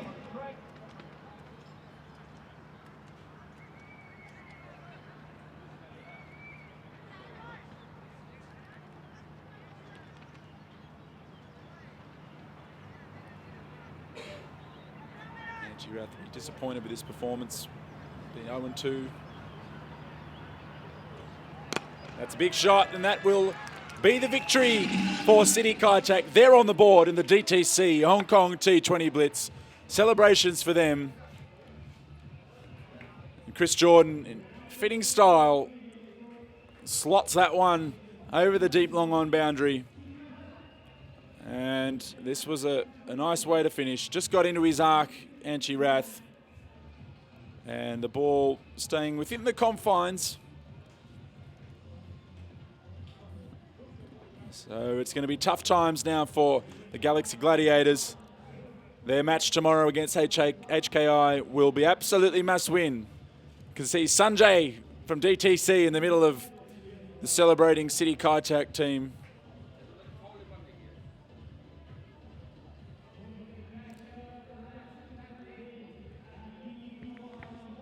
Yeah, an absolutely fantastic performance from City Kaitak after yesterday, where they'd been marginalised by the West Indian pair of Dwayne Smith and Marlon Samuels. They'll be very happy to have bounced back with a win today, and that's a very comprehensive one at that. They won by 6 wickets, 4.5 overs left. Yeah, let's just take a look at the card. And fairly comprehensive. It was Cole Kurtzer just really gave them that lift at the start of the innings, took all the pressure off in terms of the required rate. That allowed Azaz Khan to come in and just knock around to 36 off 28. Dilshan looked in good touch after making naught in the first game. Puran, that was an entertaining knot. A couple of huge sixes. And he's 12 off 4 balls. Just the 2 scoring shots there was amazing. A comfortable victory in the end. So a great second day here in the DTC Hong Kong T20 Blitz. The kids waiting interviews and autographs, photos after the game. Got some school kids that are going to do some interviews for a school project. That's been great fun today. Should we come back and do it again tomorrow, Max? Oh, I think so. Why not? It's been a great fun the first couple of days. Lots of sixes. Plenty of quality cricketers in form. And the competition really starts heating up from tomorrow, where we know that games on the line, that the road to the final is being closer to being decided. And it'll be interesting to see after tomorrow. We'll have a fair indication of what teams are in the running to reach this final of the DTC Hong Kong T20 Blitz. So it was some fantastic performances in this game. And we think we might have the man of the match just about ready now, who is with Catherine Lochnan. Yes, I'm here with the man of the match, Chris Jordan, taking 3 for 25. Congratulations. Matt Stiller, do the honours. Chris, tell me, how good did that feel today, given yesterday you hit around the park a bit thanks to Dwayne Smith, so how good did it feel to finally take some wickets today? Yeah, it was good today. Obviously we started really well with the ball. We spoke yesterday about our plans and what we did with the ball, and we wanted to put it right. And the good thing is about this tournament that with the games being so close together, you get a chance to get back on your horse quite quickly and put it right. So I thought the boys bowled really well today, led by the captain. I thought he made it obviously easier for me at the back end to come and pick up those wickets. But through the middle, him, Riyad Emre, and even the spinners that bowled, they did a really good job and just set it up quite nicely for me to come and take those wickets. So 2 days down, who do you think is the biggest threat now? Hard to say, but I think the way we bounced back today says a lot. Our batting is clicking, and it was just a matter of sorting ourselves out in the field and with the ball. And having been obviously so together for such a short time, it's quite nice that the boys are gelling already. There's a good vibe in the camp, and hopefully that can continue. So yeah, I can't look too much further than us. All the best for the rest of the tournament. Cheers, thanks a lot. Perfect. Yes, Chris Jordan there with Catherine Lochnan, the man of the match. And this match between City Kaitak and the Galaxy Gladiators, Lantau. A comfortable victory in the end for the men in yellow. And it's all still to play for tomorrow in the DTC Hong Kong T20 Blitz when it resumes, with the Galaxy Gladiators Lantau in a must-win fixture for them against HKI United.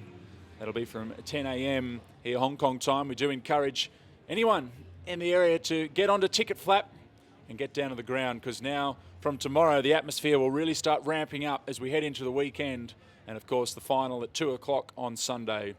So thanks for joining us here today from Ting Kwong Road Recreation Ground in Mong Kok.